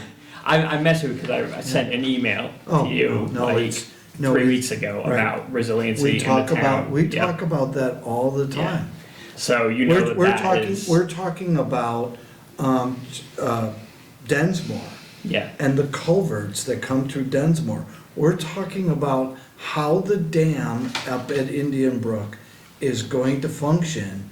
By the way, that dam that was supposed to have a ability to lower, to let water out if a coming storm is, it doesn't. yeah. I mean, And therefore, water is just overtopping it. And so you can get a lot more water that you ever bargained for. And if that dam breaks, we are gonna have a serious problem. So we talk about that all Yeah. the time. I mean, basically, I mean, Yeah. you don't need to sell me on resiliency. Like, I think we need to be much more forward-thinking about resiliency as it is right now, and finding a funding source for it So I'll give you, is so absolutely, you know, So- there's a strong case, a strong argument for in the this. last storm, Yeah, we had about $100,000 to $125,000 of damage out in the town. I don't even know what the price tag is on Densmore in the village. If FEMA does not declare it as a emergency, that $100,000+ is going to be borne 100% by the taxpayers. yeah. But yeah, I do completely understand that. The timing is unfortunate. It's really difficult, it's really tricky, it's gonna be hard to explain it, it's gonna be hard to explain it and separate it out from all the merger questions. But I do agree that if the recommendation is to come up with a plan, and then I think we have to go forward with the plan. Like, I don't think that there's enough here, and as part of what I had talked about when I was running for select board, I talked to local business owners before I went to Channel 17 and talked about a local option tax on air. None of them thought that it was a bad idea. So, I mean, they're just like, oh, you know, if it's in place, then it's something we have to deal with. I would like to know where it's gonna go first. It sounds like we already know where it's gonna go. So I don't think the objection to business owners in Essex is going to be, I'm gonna have to figure out all of my taxes differently. I think that they're used to having to handle, you know, where taxes go. You know, it's just something that they've done, they've always done, and they're going to do it again. I think that as long as they know that it's not going to get sent off to the state to get used somewhere else, as long as they know that it's going to get used on the roads leading up to their businesses, I think that people are gonna buy it. I liked, and one thing I would add is Andrew's idea was interesting, that one way to approach this might be if it was just, if we could figure out, if you could just say, just apply to liquor, people going in bars and buying a drink, sort of a sin tax type of thing. Maybe that would, people would be more in favor of that, that would be an easier sell, and then once we dip our toe in the water, as Andrew said, you could expand it. So, I don't know how much different options you would put into a plan, but that might be something to consider. Whichever one you do still requires a vote of the people. Oh, absolutely. Now, is this a vote that, can you do this by voice vote at annual meeting, or do we do this by ballot vote? Does it need to be, does the state have a specific requirement? Early indication is that it'll be by voice vote, but we need to confirm that. I think it's Ballot. I think it's ballot. If you can put it on ballot. No, yes, I mean, but- even if the state says it's supposed to be voice, it needs to be ballot. This kind of a question can't be voice voted from the floor. It's just not. I'm sorry, I did a very quick response to that, but I think you understand why I had that reaction. I'm not saying that we would want it on town meeting, it's not Right, a question of yeah, legality. Yeah. Hopefully, it's up to the boards how to do it, but we'd be foolish to do it on the floor. The one thing we do know is that based upon when Act 60 came around with the school funding, the state created a grandfathered list of communities that if they passed a local options tax, it would not have to go through appropriations committee at the state. So if it is a positive vote, whichever way it is done, it'll get adopted Yeah. through the state. So we are on that list. Pat or Annie, do you have any other comments or questions? No, I feel great about the discussion. I have a lot to say. I did send a long list of questions to staff in advance of this conversation, and I was wondering if, Evan gave me some great answers. I was wondering if those questions could be answered in a more thorough way and then shared out with the boards so that they can all see them. Another question I'd like to add to this list is something that I realized this afternoon with the Wayfair decision and taxation of online sales. The local option tax, I do believe, applies to online sales. So I don't know if your calculations include that, but I'm not sure, I don't think this tax kicks in until July 1. Sarah, could you? I don't know about the effective date, frankly, but back to online sales. So the calculations, we looked on the state's website and we looked at actual meals and rooms and sales and use tax returns from Essex for the last 4 years. And then we calculated what we would have gotten from those actual figures. Okay. So whether or not those include online sales or not, I think probably more recently they include more than the older numbers did. This would in fact affect online purchases. So you are taxed at the point where you accept delivery of the taxable merchandise. Right. And so if you are sitting at your house and shopping online currently, and you accept delivery of that merchandise in Essex, you only pay the 6%.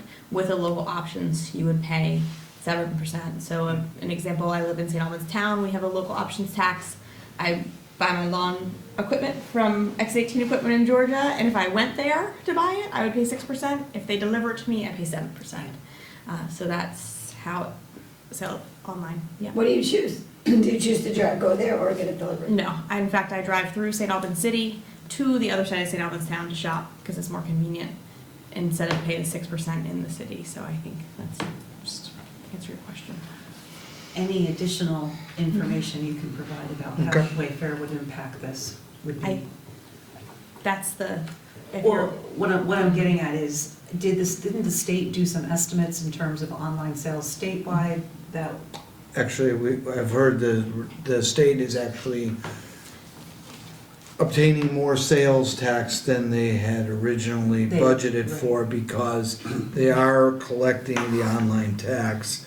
And let's be clear, in this tax, the state takes the first 31%.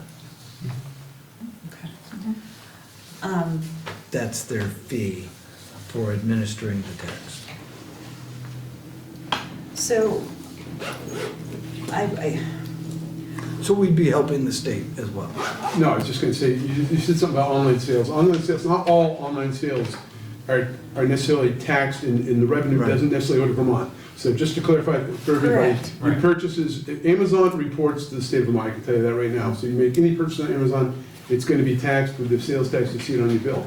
If you go out to XYZ Corporation on the web, you purchase stuff, you can buy stuff, then when you do your taxes every year, or you have H&R Block, or wherever you do your taxes, you're supposed to declare whether you made any purchases and pay the applicable tax. Right. That's the word's for it. I don't wanna, And you make a guesstimate as to how much. Hang on. can I make some comments, please? Yes. Thank you, I'm sorry, but I don't want us to pursue this right now. We are in the middle of trying to educate the community about a super important decision. And muddying the waters with another super important decision on a really short timeline does not seem feasible to me in terms of the staff capacity, these boards' capacity, and the capacity of our voters to fully integrate what they need to vote on. In addition, we have a big presidential election coming. There's a lot we're asking of our voters. This is too much, in my opinion. I really don't disagree at all with the benefit of it. I think it's a no-brainer. I wish we had voted yes for it back in 2000, whatever, but we didn't. It's something that we must do eventually to offset property tax growth so that we can have better sidewalks and resiliency for storms. But I just don't think it's the time. I think we are up to our eyeballs in really important stuff, and that's not even including all the day-to-day work that we're doing every day. You guys work harder than anyone I know, and I realize the importance, and you would not have brought this to us if you didn't strongly feel that this would benefit the taxpayers and make life easier for the community. But I still have to say, now is not the time. I just feel really strongly about that. Our agenda addition today, there contains an email from Max Levy, who was not able to be here today. He feels the same way. I just really strongly needed to let people know that.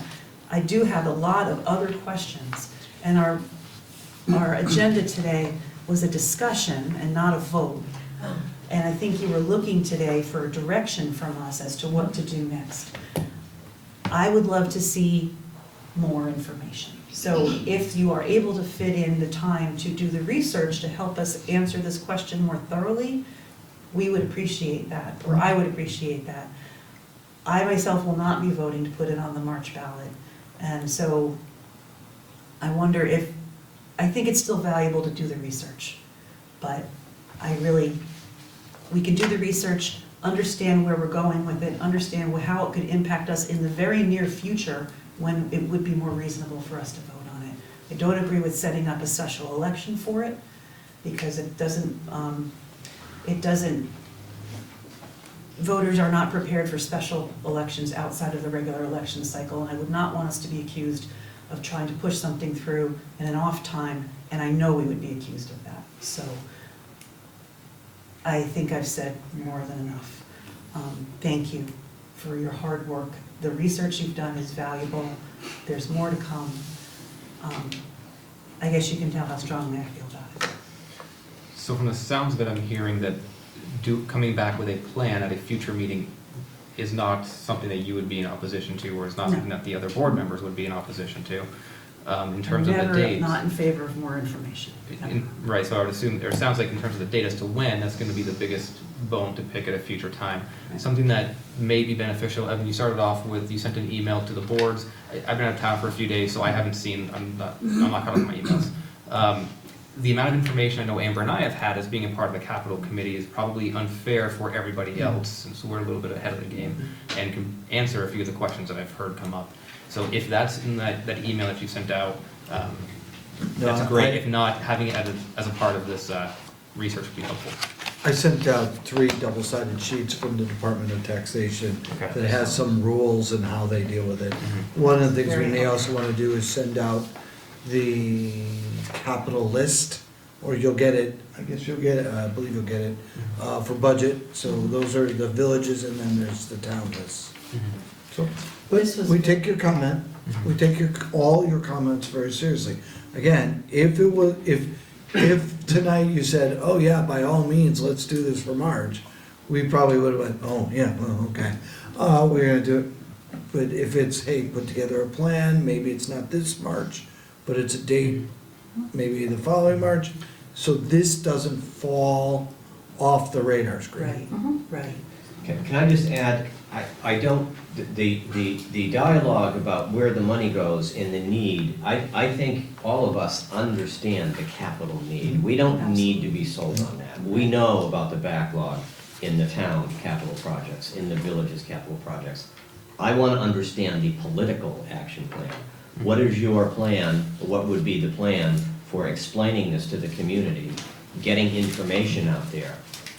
This isn't normally, communicating with the community is not normally a staff function. That's usually an elected official function, and I think we're all kind of up to our eyeballs in engaging with the community in various ways right now. So again, I'd like to have you think about that, and how would you approach this? How would you get information out? How would you have meetings and so forth to explain to the community what this is about and why it's necessary? Okay. And so if the boards are okay, I know I've seen one resident in the community who's had their hands up for a little while. If the boards are all right, I know Diane? Yep. Okay. Diane Clemens. I am the presiding officer for the polls at the high school. And I can tell you in good faith that there's another occasion other than March, actually there's a few this year or for 2020, because we're going to be voting for schools and the village budget in April. And the entire town, believe it or not, comes out, including Westford, will come out in April. So if you want to looking for an opportunity, it's not just March. You got the entire town coming out in April once again. And I do believe that we'll be voting again in August as the entire town, because there's always the August primary. So you've got lots of opportunities where you're going to be drawing people out regardless. If that helps in your decision making as to putting together a calendar for a plan, it's not just November next year. You got lots of times to come out and visit Essex High School or Essex Elementary or Downers, whoever.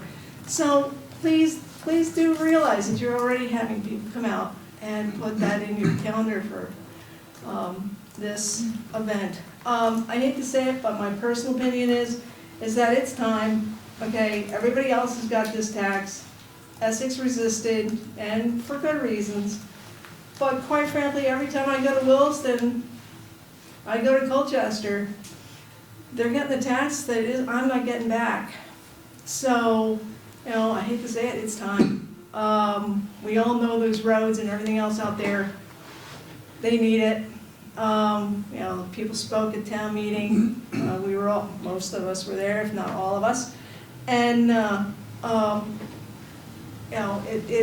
I recognize your hesitancy, Elaine, but quite frankly, this is a money issue. Okay, it's been talked about for a while. It's not new. Let's help ourselves and put it to the voters to say yes or no. Thanks, Diane. Great, thank you, Diane. I think that will call it for that agenda item. And move us on to business item 5. Would somebody go get Andy? I'm gonna get Andy right here. You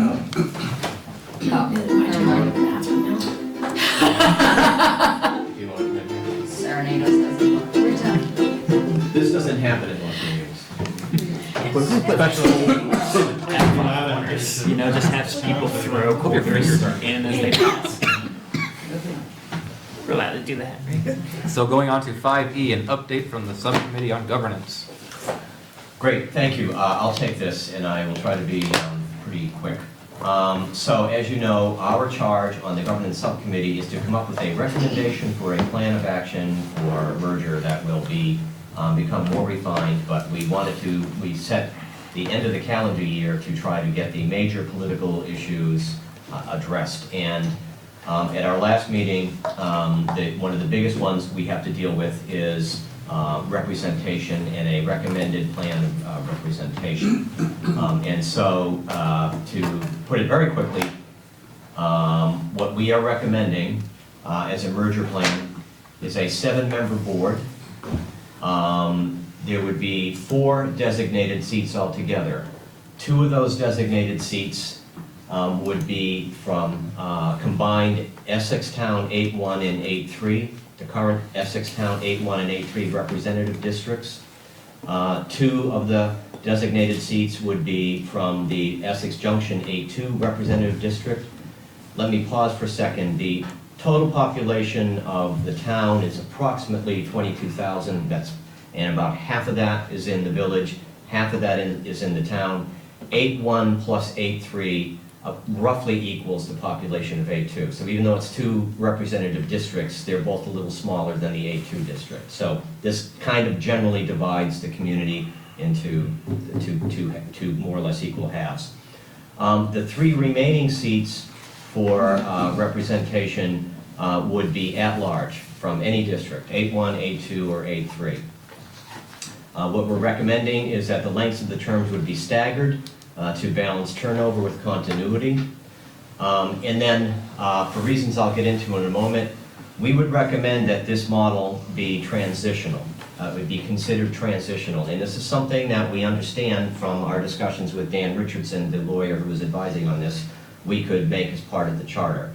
It would be for a certain period of years. And then at that point, if the existing board, the new board, hadn't specifically come up with a different representation model, it would sunset and it would revert to all at-large. So all 7 members would be at-large, unless the board comes up with a different plan. Why did we do it this way? First of all, we had initially, and I have to be a little careful here because I want to write up our report and our reasoning in the dialogue we had. And I have that ready to go, but the problem is that I haven't had an opportunity to have the rest of the subcommittee review that report and our dialogue on this yet. So I don't want to be putting words in people's mouths in a public meeting that they may disagree with. I want to have us internally generate our own specific report to explain everything. But I think I feel comfortable in making a couple of general observations. Some members of the board, more than one, felt that an all at-large representation would be the best model. Some of us asked, since members of the select board and the trustees, but this is primarily the select board, take an oath when you sit down and say your job is to, you're responsible for the whole community, you're supposed to educate yourself about the whole community, and you're supposed to fairly and equally represent the entire community.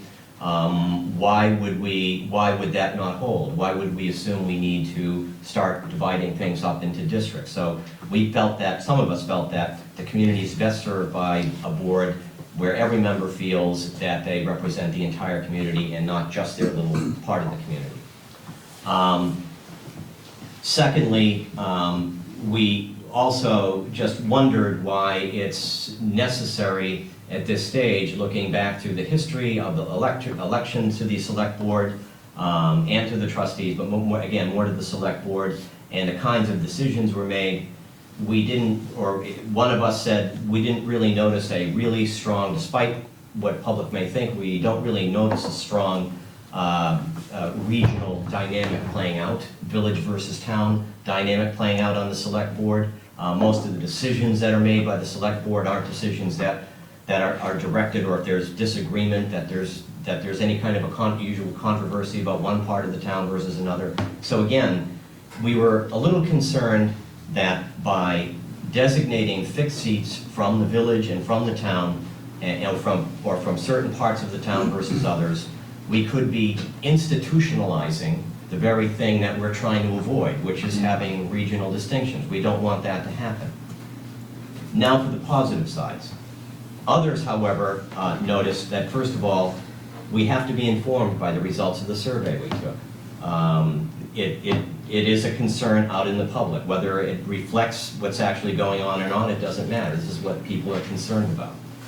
Second of all, one of the issues is that if we have 2 reserved seats for the town outside the village and 2 reserve seats for the town inside the village, having reserve seats could encourage more people to participate in local government. They may feel more comfortable running for a seat that's a little bit smaller and just represents their part of the community. So you could be encouraging more people to run. One of the other issues that was raised, however, if we did try to create a ward or a representative district model that was independent of the state representative districts, in other words, if we tried to look at the population of Essex Junction and Essex Town and create our own representative districts now, that would be a daunting task. Most communities, when they try to do that, that is a big separate issue. You want to bring in people who can really understand populations, and it would be a separate discussion. So we didn't feel comfortable doing something like that.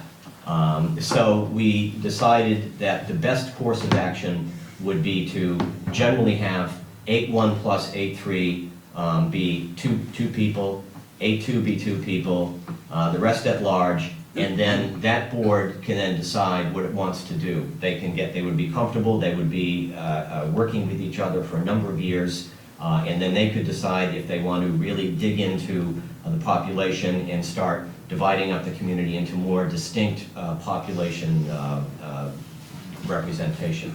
And we haven't picked out a duration of how long this would be. We're kind of thinking that the next piece that we're working on right now is a tax phase-in plan.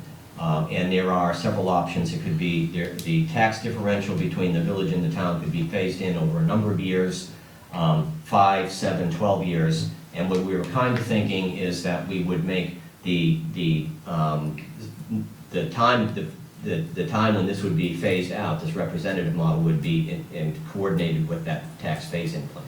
So for example, this model that we're proposing would be in place for 7 years if we chose to have a 7-year tax phase-in plan. And Andy, I don't know, Andy is the only who's present, both Max and Roger are missing, but Andy, did you want to add anything, or did I come up with anything that wasn't quite right? No, I think you got it right. We had a lot of discussion about the complexities of the whole districting and proportional, getting the numbers right and all that. So yeah, I think you got, there were, I don't know if you want me to go into other discussion or not. Yeah, go ahead. One thing that I had brought up was, and it kind of is similar to what George is saying with regard to letting a future select board determine the representation model, is the thing that concerns me is the survey results themselves weren't definitive as to what the preferred path forward might be.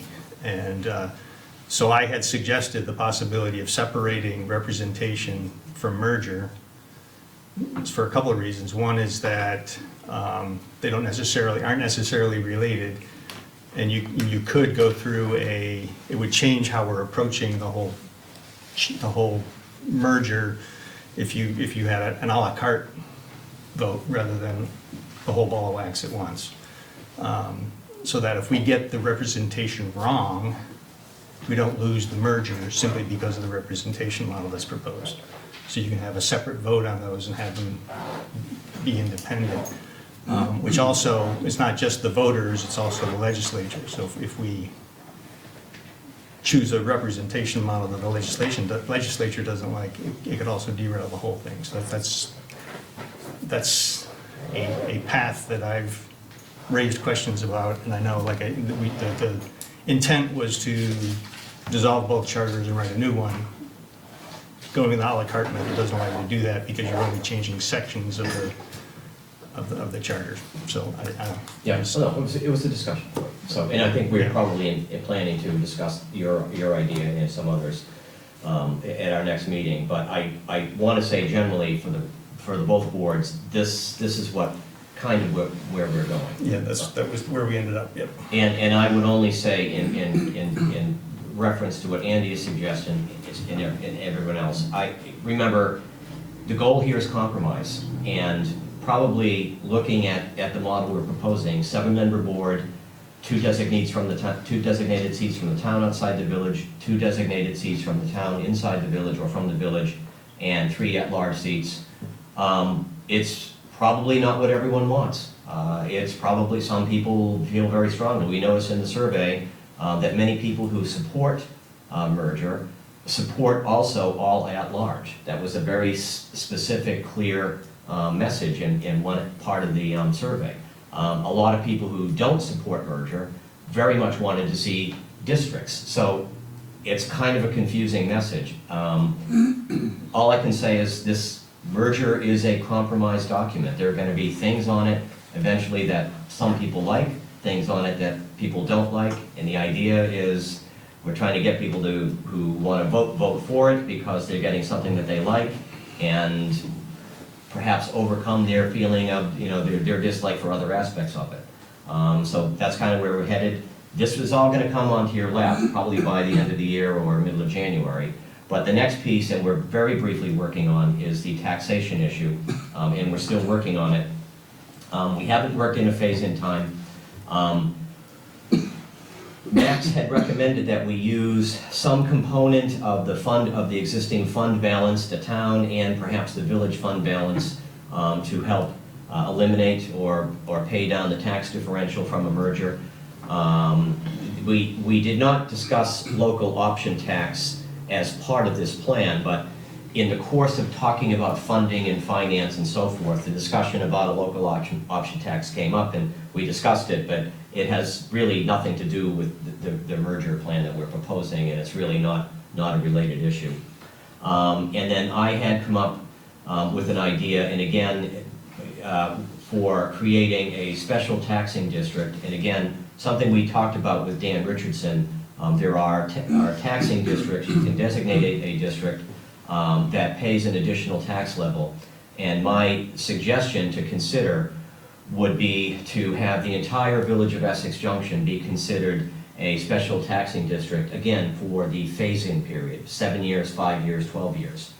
And what would happen is the part of the cost that the village is paying is revenue that the village is raising independently of the town and spending within the village right now, that would stay with the village. That amount of money would not get moved into the general fund of the new community. So that would help further reduce the tax differential.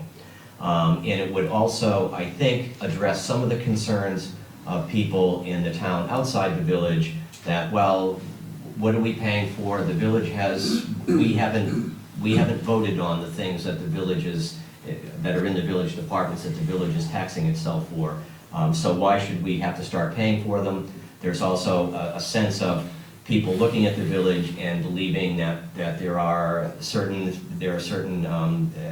benefits that we have living in the village that aren't available to the folks outside the village.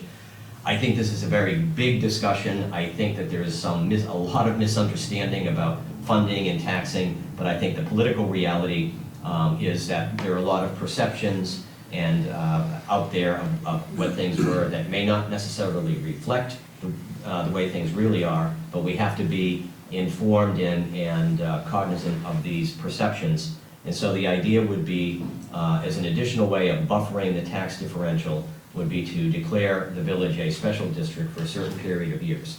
And the idea would be, the money would be specifically designated to be spending, we were talking about infrastructure, it would be specifically to be spent on sidewalks, sidewalk maintenance, sidewalk repairs, and then I suggested that we could also have some of it be set aside to do maintenance on our historic buildings. We have more historic buildings in the village, and they're very heavily used. This building, the Brownell Library, and the Park Street School. And so some of the money could also be used for that, and thus the name the Historic District, although that's probably not what the name would be. And so that's the idea. And exactly how much we would raise, I don't know. I had suggested the amount of around $800,000. That would be a very significant chunk to remove from the village general fund that gets transferred into the town general fund. We think that we could justify it. I think it would send a message to the folks in the village that we are merging, but we are keeping some of this separate, but our taxes, we would begin to see a tax decrease. I think it would send a message to the folks in the town that we're not pushing this giant tax onto you all at once. I think that, again, in our discussions with Dan Richardson, you have to be careful about how you set up a special district, because if you just say, it's just going to be a special district and we're going to tax and spend according to different needs every year, then you would have to probably create another elected board that would have taxing authority to tax and spend. So in other words, you'd be disintegrating the village of Essex Junction only just to create another village of Essex Junction. So what you need to do is have it be very specific. This would be more like the capital committee. You would have to have an algorithm where you're taxing the village at a certain rate, and you would set up something like the capital project committee that is just making recommendations to the elected board about how the money should be spent, but they would not have the taxing and spending authority. So that would avoid the need to have another elected body. So I think that's pretty much it. I think I probably confused everybody, but that's what we were talking about. Is that what the committee has settled? I'm No, sorry. we have not. No, and let me continue. We have not settled on this. Using some fund balance to help buffer the tax impact and setting up a special district were the two recommendations that we came up with. And we are going to have a meeting next week, Max and I, with Sarah and staff to talk about these, to actually look at the money. And we're going to also have to review the specifics in terms of the legality of these recommendations. But these are the things we're working on, and we're hoping to nail all this down by the end of the year and have a full report to the joint boards ready by the first of the year. So before we open it, what are you looking for right now? Are you looking for thank you? For feedback. I think Okay. if the message is, are you guys out of your mind, then that's what we want to hear. If we want to hear that, or yeah, this is kind of in line with what we had, this is reasonable.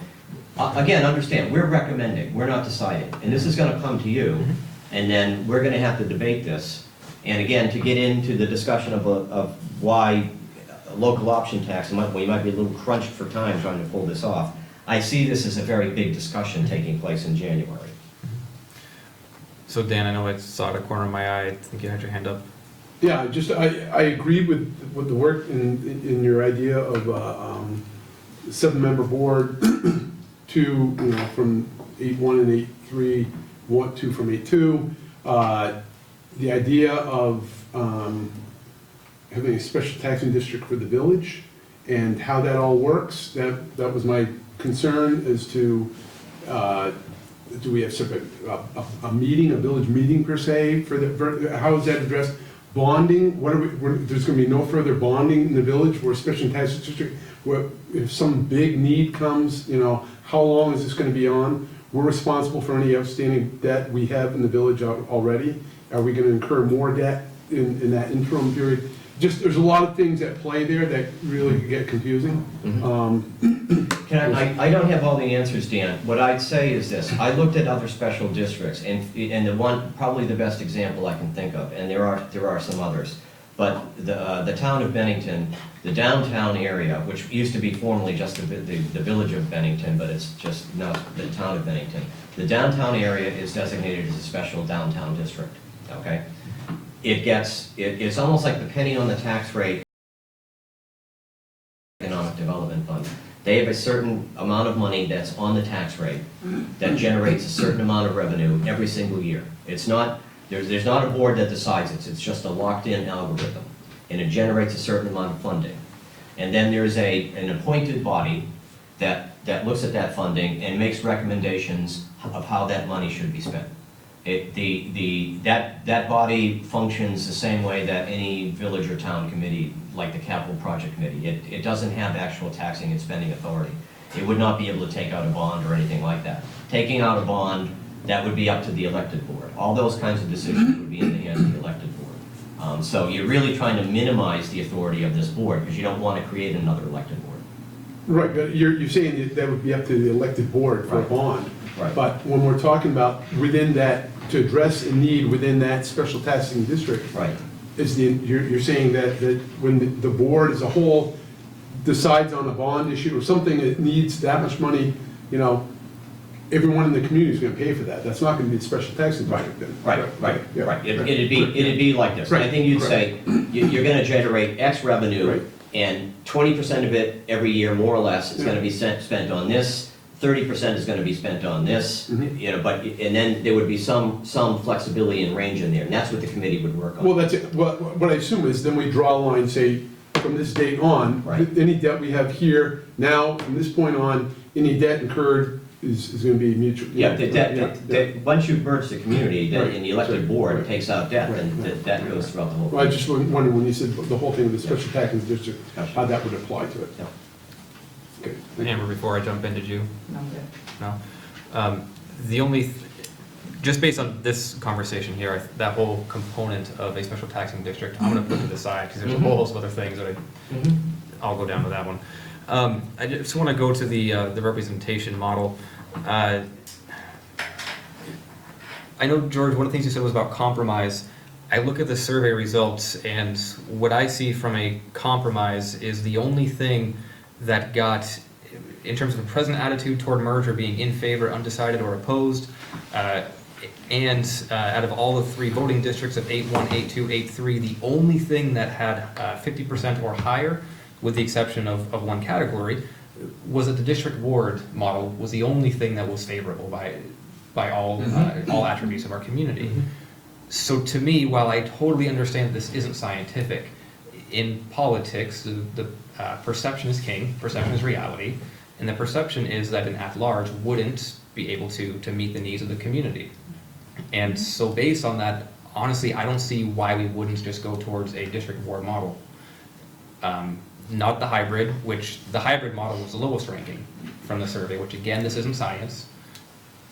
At the same time, I think we need to not go down the combination model. Gotcha. And I get you, I don't want to disagree specifically with what you're saying. I would point out that the subcommittee is a four-member body, and 2 of us felt very strongly that it should only be all at-large representation.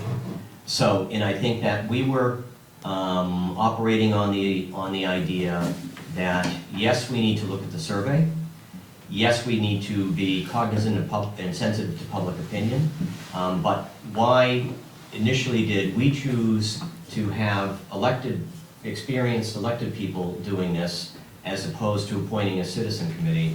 And it's because elected officials might be able to inform the whole debate a little bit more, with a little bit more insight about their own experience and how things actually work.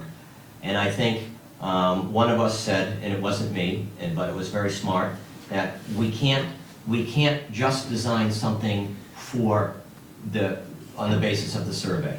We have to put our own ideas and our own thoughts and our own beliefs into this as well, and then, you know, as community leaders. So I would only go back and say, and again, this is a bigger discussion we'll have in January, but 2 of us felt very strongly that all at large is probably the best way to go. 1 felt very strongly, nope, we need voting districts, and 1 was kind of leaning towards voting districts, but wasn't sure how they should work. So that's what's coming out of here. Again, we're recommending something, and it's a good thing that we are all listening to this now, because you can all be thinking and seeing this is coming, so you'll have to weigh in on it in January, and by all means, outvote us and say, no, we don't like that model, here's what we want, but this is what's coming at you. Yep, and this is what will come back at you in Okay. January. So also keep that on your calendar. At the same time, the other thing I want to just put back onto the radar is you mentioned about this being a transitional model until something permanent gets developed. I want to bring something back up that was mentioned to us at a previous meeting. A resident, I believe it was Brian Sheldon, had come to us and said, there was another community that he had been a part of in which they have an independent body who does the redistricting. Right. I would highly recommend, or I would highly ask that you look into that. Yeah. We know how political this process can get, as we may be seeing right now. And so having an independent body for a permanent model Right. come in and develop that is something that we might want to consider. Well, are you saying we should not, we should have them do that now, or are you saying, okay? I'm saying that for a permanent model, Right. after the Yeah, transitional gotcha. period, we look into that as a part of a regular redistricting. Right, that's what we similar to had the in state mind. does. That's what we had in mind. And the idea was, and we will also, because boards might tend to put a complex project like that off, we said, or I will say, I'll take the blame for it. I said, then we're gonna set the clock ticking. Then whatever structure you have, the clock is ticking and it's gonna go back to all at large unless you do something within a certain time period. So we'll get them focused and moving and get the job done. Trustees, anything else? Annie or Pat? Georgia, are there any other communities in Vermont that use a hybrid model like this? A For this, like at-large and a district? Yeah, Burlington's not quite that. They have 4 districts, and each district is divided into 2 wards. Yeah. So there's a district representative, and then each ward also has a representative. So there's 2. But there's no at-large So everybody across. everybody has, except the mayor. Everybody has 2 representatives. One's the district representative, one's the ward representative, and then the mayor is at large. Yeah. Okay. Would that be a concern for the legislature if we're coming to them with something that is totally or relatively unique as far as a governance model? It's a good question. I don't know the answer. It's a question that I can only say we've generally debated these ideas in front of Dan Richardson. And he hasn't given us any red flags about what you can and can't do. But on the other hand, I will say that we haven't given him this specific model. And so I can't give you a specific answer. It's entirely possible he might say, yeah, that's kind of a problem. I can only say that it seems like there might be some flexibility from what I understand with him. When they understand you're bringing 2 pretty big communities from Vermont size together, that there's gonna be some transitional stuff that's happening. I think I actually lean pretty strongly towards what Andrew mentioned, but I would favor a ward district sort of representation. I'm wondering if there would be a way so that there wouldn't have to be a politicization. We got you. Yeah, process is that I think that there are a number of, firms or a number of ways out there doing it these days where the model is purely mathematical based off of population, so there's no human element to it. It's purely just you plug in the area and you plug in the number of individuals and they spit out, here's the ideal representation for your population for how many wards. I realize that it may not have been a concept that you guys thought of. It's a concept, and Raj brought it up. I think the concern, and Andy can, I think we can, just to think about it, is that you've seen from the survey a lot of folks who are saying, we're really concerned that we're gonna just get lost and swallowed up and marginalized by this whole thing. Yeah. And so by doing what you just said, and saying, okay, you live out in 8-3 right now, and we're gonna have 3 slices coming through 8-3 that are gonna go right through, 8-1 and then down into 8-2, and you're gonna be part of this little slice. Is that gonna make them feel more about they're part of something or less that they're part of something? I don't know the answer. I'm just saying, there's a whole social psychology component here that we have to be thinking about. Yeah, I was thinking the same thing because, with 8-1 and 8-3 as it is, since 8-1 sort of slices part of that Susie Wilson corridor, Right. which honestly has more in common with the village than certainly it does, the 8-3 that's all the way up in. That's why this gets tricky. Yeah. It's just doing it by hard numbers is tricky, because you may be thinking you're solving, everyone's gonna get your logic, but they may not get your logic at all. They may feel that, they wanna be addressed and understood as being kind of separate and different from the rest. So I don't know the answer. We also talked about the fact that if you look at population trends in Essex versus the state of Vermont, with census next year and likely redistricting in 2021, we're likely gonna get redrawn Yeah. anyway. That's right. We're gonna likely get an additional representative, I think, if you're looking at the numbers. And so those numbers are, those boundaries are all gonna change, and then it becomes very complicated if we have boundaries that are different than the state boundaries.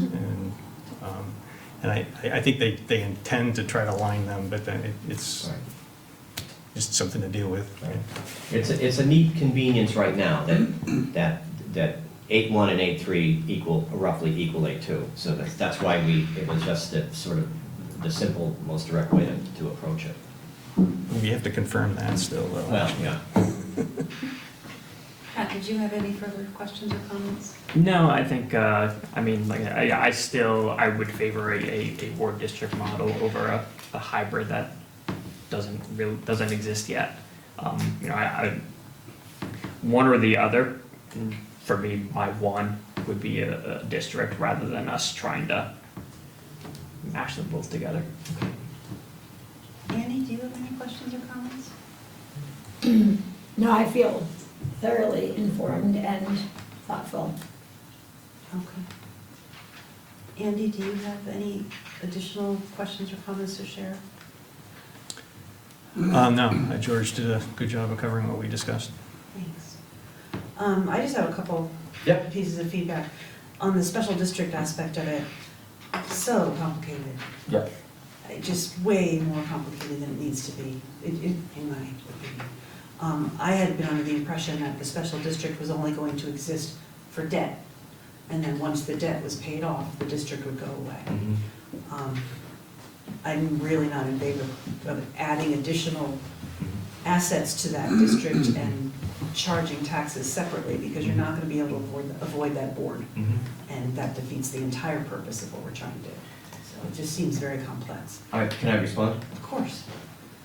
You are already, if you phase in the taxes, yeah, I just make the point, if we say we're gonna phase in taxes, you're gonna not take everything that the village is in the village general fund and immediately move it in, okay, but part of it's gonna stay with the village.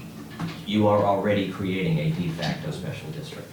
The village of Essex Junction is going to forget about the special district thing. If we just simply say we're gonna phase in taxes, you're saying that the entity that used to be Essex Junction pays a higher tax rate than the rest of the community. You've already created a de facto special district.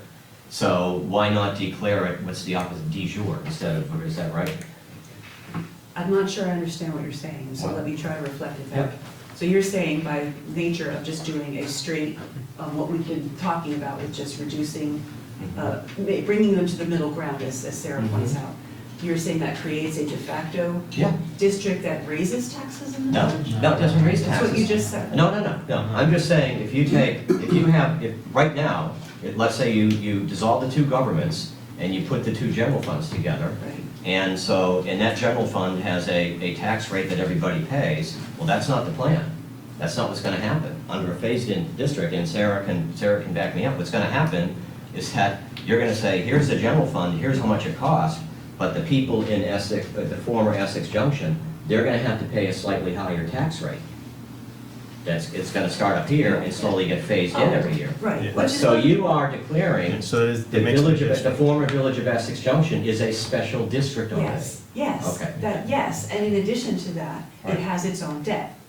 And once the phase-in is completed over 5, 7, 12 years, and then once the debt is gone, that district disappears. Right. What you're suggesting is to also add another layer of hold back taxes and maintain a certain layer of assets within that district. And that's what I'm saying, it feels too complicated. In simple terms, all I'm saying is that, again, start with the model. You've got the whole community now, general fund, but you're gonna tax this part of the community at a slightly higher rate that gets lower down year. Yes. Okay, it'll even be a slightly higher, even a higher rate, that's all. And part of it will stay up there. But there's really not else, and that the amount of money that's generated from that additional rate will only be spent on certain things. Okay. I understand completely, it just. Once we get the report, it's gonna be real simple, you'll see it's good. Excellent. sorry. Can I just have some comments on representation. I had sent a memo to you and Max as the chair and vice chair of the subcommittee quite a while ago about suggestions for representation. Mhm. I really feel the transition of post-merger board to equate it the same length as the transition of taxes, it's just way too long. I would much rather see, as a part of merger, that there is some sort of transitional board, but it doesn't last 7 years. It lasts a much shorter period of time, and included in the merger plan is a requirement that a districting board is formed immediately. To do the 2.5 years worth of work it's gonna take to understand the legality and the population-based math that we have to do to establish districts. Okay. And the reason I say that is because, like Andrew and Pat have said, even though the survey respondents that were in favor of merger did agree that at-large was the preferred model, a substantial majority of every district says that district modeling is the way to go. A substantial majority of 8.1, 8.2, and 8.3 all want to see district representation. And the idea of putting a transitional board of 7 years of 2 different districts, combining 8.1 and 8.3 and having 8.2 separate, perpetuates what we're trying to stop. I mean, the village town, it would not change anything. I would still be getting lots of Facebook posts criticizing the town outside the village is not getting what they deserve, and the village is getting what it doesn't deserve. That would just not go away. Right. And I really think it's our job to try to make that go away, or at least do the best we can. I agree, but I agree, and I'm not arguing with you specific ideas, but let's say, for example, let's start with a couple of things. Right now, it's too complicated for us to come up with a different, right now the 8.1, 8.2, 8.1, 8.2, 8.3 districts are probably the most reasonable, simple way to if you're gonna have designated seats on the board, okay? So let's say you said you create a 6-member board, and 3 are from town outside the village, 3 are from inside the village. You've already created a dynamic that says this is still village versus town, even on the transition. I'm not suggesting that at all. Well, no, I'm just saying, but this is to the point of saying immediately go to an all designated seat, all voting district system. The logic of having some at-large seats right from the very beginning is that you're trying to buffer that, and you're trying to say, no, this isn't just village and town. We're trying to say there are going to be a certain component that's all at large. And I'm not saying we shouldn't do that, but I think the transition period should be much shorter. What I'm trying to say is we should charge a committee to start looking at representation with an eye towards all districts to come over the course of time, make an investment in that research and that professional expertise. There has to be some kind of transition. I just think 5 to 7 years is way too long.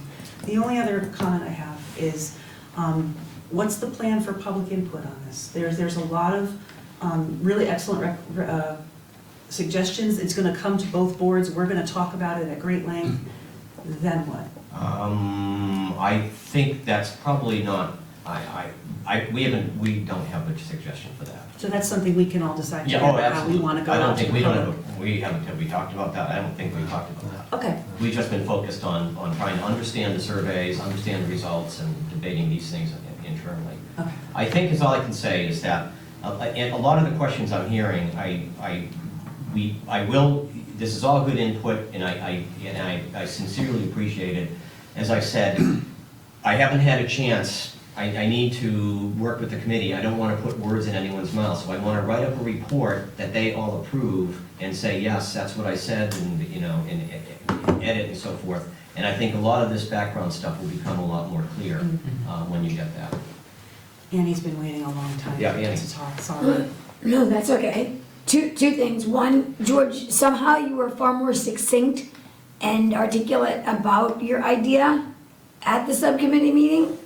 And I think maybe you're right. I think maybe when you type it up, it will. Yep. It will. I agree. Something got lost between then and now. I think there's a component missing that would have been more enlightening. So I encourage you to do that. Okay. Oh, Annie, I'm sorry. I totally forgot. I'm sorry. I kept thinking It was, but you took, I was there at yeah, that you were meeting, there, right?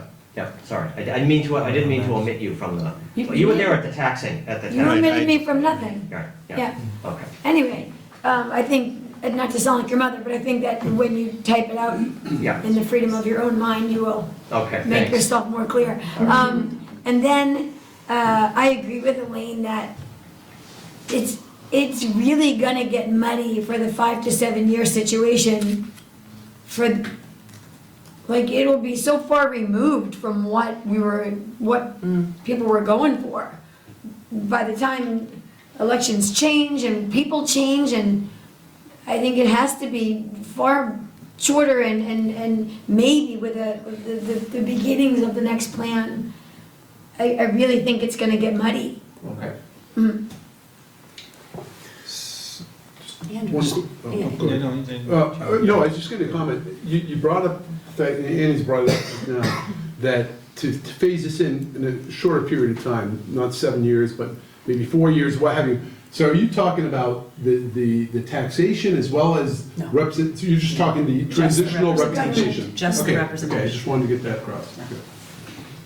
Okay. Just maybe a couple of comments. And we didn't definitively say that it had to be in lockstep with the tax No. change. So that's just Yeah, right. that's not a necessarily Right. a We fast hadn't decided what recommendation. the tax phase-in period was gonna be. We did the representation first, so we said, it'd be nice if we made the same together, but it may not work out that Right. way. And then the other thing is, we also talked about that you didn't mention is the immediate change, when things are approved and when we're at a point where, the legislature's approved it and things are good to go. There was also discussion, we didn't come to any definitive conclusion about what happens at that point, because there needs to be something that happens right then as well. And we talked about the fact that many other communities have taken the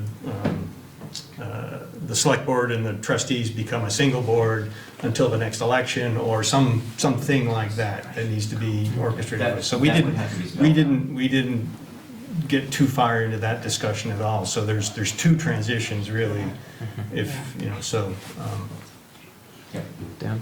Just curious to equate this to a somewhat similar situation. Back when the village, when the taxation on IBM, property and equipment tax, machinery and equipment tax was dissolved, gone, and that was phased out. Yep. And that burden was borne on the village taxpayers. Right. That was phased in, or phased out over how long a 12 period? years. Okay, just wanted to put that out there. It was 12-year phase. Yeah. So if the boards are all set, then I know we can get onto I know someone had raised about public input and when to do that, so now would be a great time to have some public input. And we still have some audience members here. So Ken, I know I saw your hand up. Yeah, hi, Ken Signorello. I went to the Greater Essex 2020 website, and I found this very important, I think a great guiding principle. We're relying on residents' feedback to help us develop the best models for representation. Makes good sense. Andrew, I really appreciate your mentioning the survey. That's the slide you were referring to, I think, right? Yep. So I want to point out that the preferred model in almost every situation is district ward. In 2 situations, at large. Overall, and not by a small amount, 62% versus 35% of respondents prefer district only. Not only that, but we paid good money to KSV to produce this, and they told us. Overall, Essex residents are more favorable toward a district ward-based representation with residents across the community, although I should say respondents if you're referring to the survey, across the community, but in particular TOV residents indicating acceptance. And they have the input of the focus groups behind them, their thinking as well. So I want to suggest that you be brave. Go with a 6-member select board, 3 from the village, 3 from outside the village. I know that initially sounds like it's contentious, but in reality, an even number forces you to work together. Otherwise, nothing gets done. This is a way actually to instigate harmony, versus an odd number, which creates a situation where one party can always dominate the other. And that's one of our problems that we have, and you hear this all the time, I'm sure. So I really want to encourage the governance subcommittee to go back and respect this guiding principle. We're relying on residents' feedback to help us develop the best models for representation. We paid $50,000 for this information. Let's use it. Thank you. It's okay to use it now. So did anybody else from the audience have anything that they would like to comment on? Okay. Hey, I'm a new-ish resident. State your name. Oh, okay. I'm Vincent Franco. I moved into Essex last July. Yeah, July. And I just want more information. Like that's just what I would like to come to you as the boards and just ask for more information. Or like where would be a good place to get more information about this, because like I'm still trying to like amalgamate all this, and I love coming here and listening to all this, but I'm trying to amalgamate all this information and then like coalesce some sort of a like personal opinion I have about this.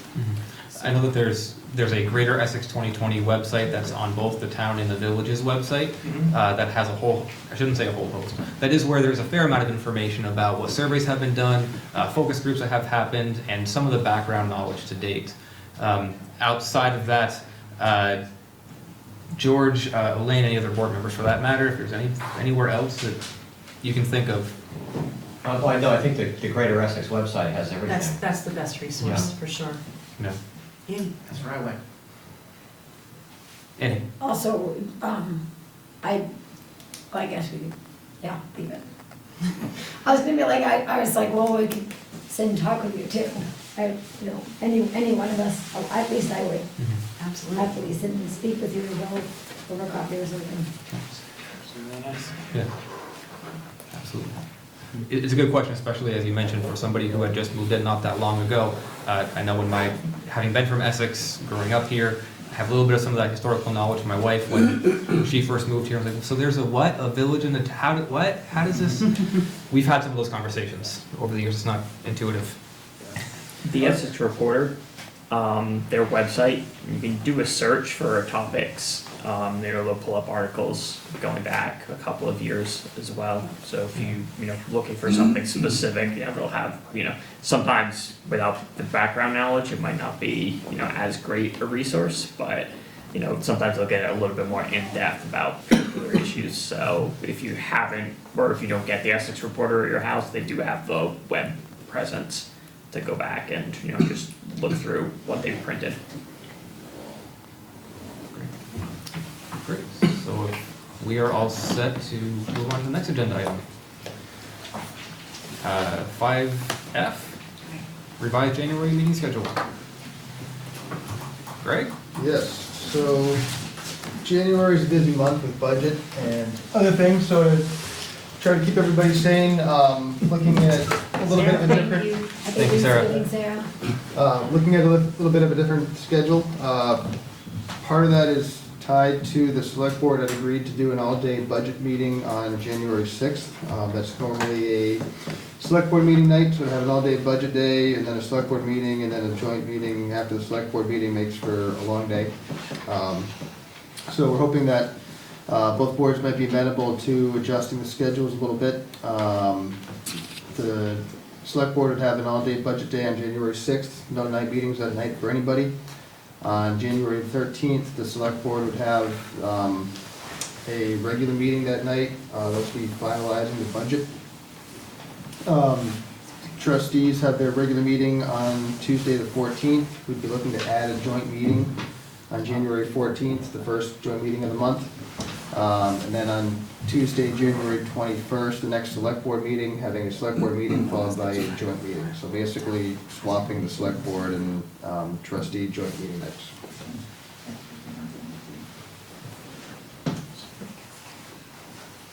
Any trustees have any questions, comments, concerns? Sounds good. It's okay with me, I don't know. Shall we have the select board talk? You're just too tired.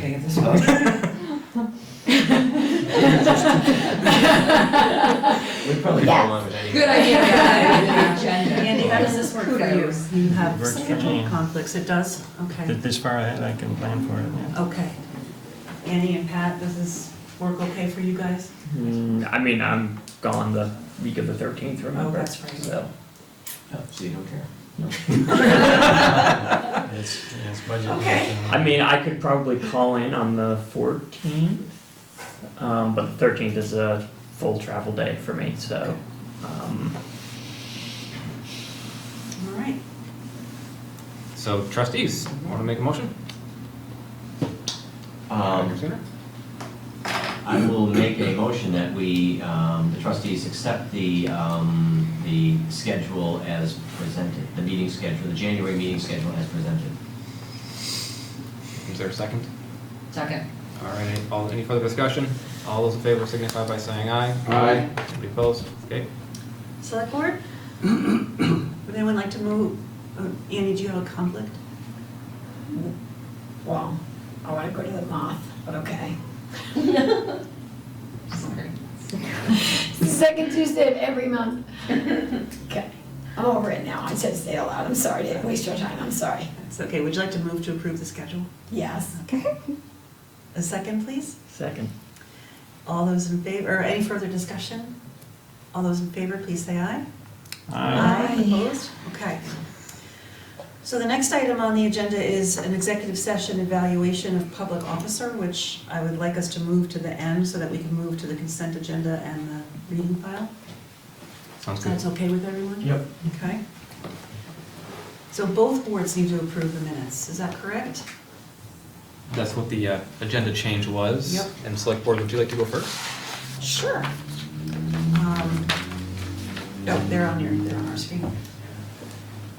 Would anybody, like to move to approve the select board, or the consent agenda with comments? Yeah, I move approval of the consent agenda with select board member comments. Yeah. Would anyone like to second? Second? And discussion? Did anyone have any changes or comments on the minutes? Okay, all those in favor of approving the consent agenda, say aye. Aye. Aye, opposed? All right, Trustees? Move to approve the consent agenda. Second. Any further discussion? All those in favor signify by saying aye. Aye. Anybody opposed? Okay, thank you. That's how we do it. It's like, what's that speed reading? What was that speed reading back in the 70s on? Oh, right. What was it? Eleanor Woodward? Something like School of speed reading? reading file and board member comments. Does anybody have anything they'd like to share? Trustees as well. Okay. Okay, so back to our executive session. We have a motion for each board to make. Thank you. Question Yes. is it correct that it's only the unified manager that would attend? This should be an executive session of just the boards. Am I correct? It's an evaluation of the unified manager. What's that mean? I don't see why not. The plan is for us to discuss the plan for evaluating Evan. Don't need to be there. Normally, I would not include the subject of the review in the executive session. Yep. I knew this was coming. If you guys want to talk about how you're gonna do the evaluation process, you don't need me. It's something we'll discuss and approve and then share with Evan once we've decided. Are you uncomfortable with that? I didn't know that's where we were going tonight. And fine, I guess I'm okay with it. Okay. Wasn't clear that that's what. That's this true, there was about. not specific, it was not specified that that was what the topic was going to be, because. So can I get a motion from the select board to enter executive session? Sure, I move that the select board enter into executive session to discuss the evaluation of a public official in accordance with 1 VSA section 313A3 to include the village trustees. Second. All those in favor, please say aye. Aye. Aye. Trustees? I will move that the trustees enter an executive session to discuss the evaluation of a public official in accordance with 1 VSA section 313 and to include the select board. Second. Any further discussion? All those in favor signify by saying aye. Aye. Anybody opposed? Thank you. Okay, it's 9:54. So you are not coming back. We are not coming back Correct. after this. We'll adjourn from the executive session. We Great. will not be taking action in the executive session, nor will we take action after the executive session. Correct. Other than to adjourn. I'm going to just need some motion for exiting executive session or And- yeah. adjournment and times. And the times, absolutely. You can just email them to me. Yes. Will do.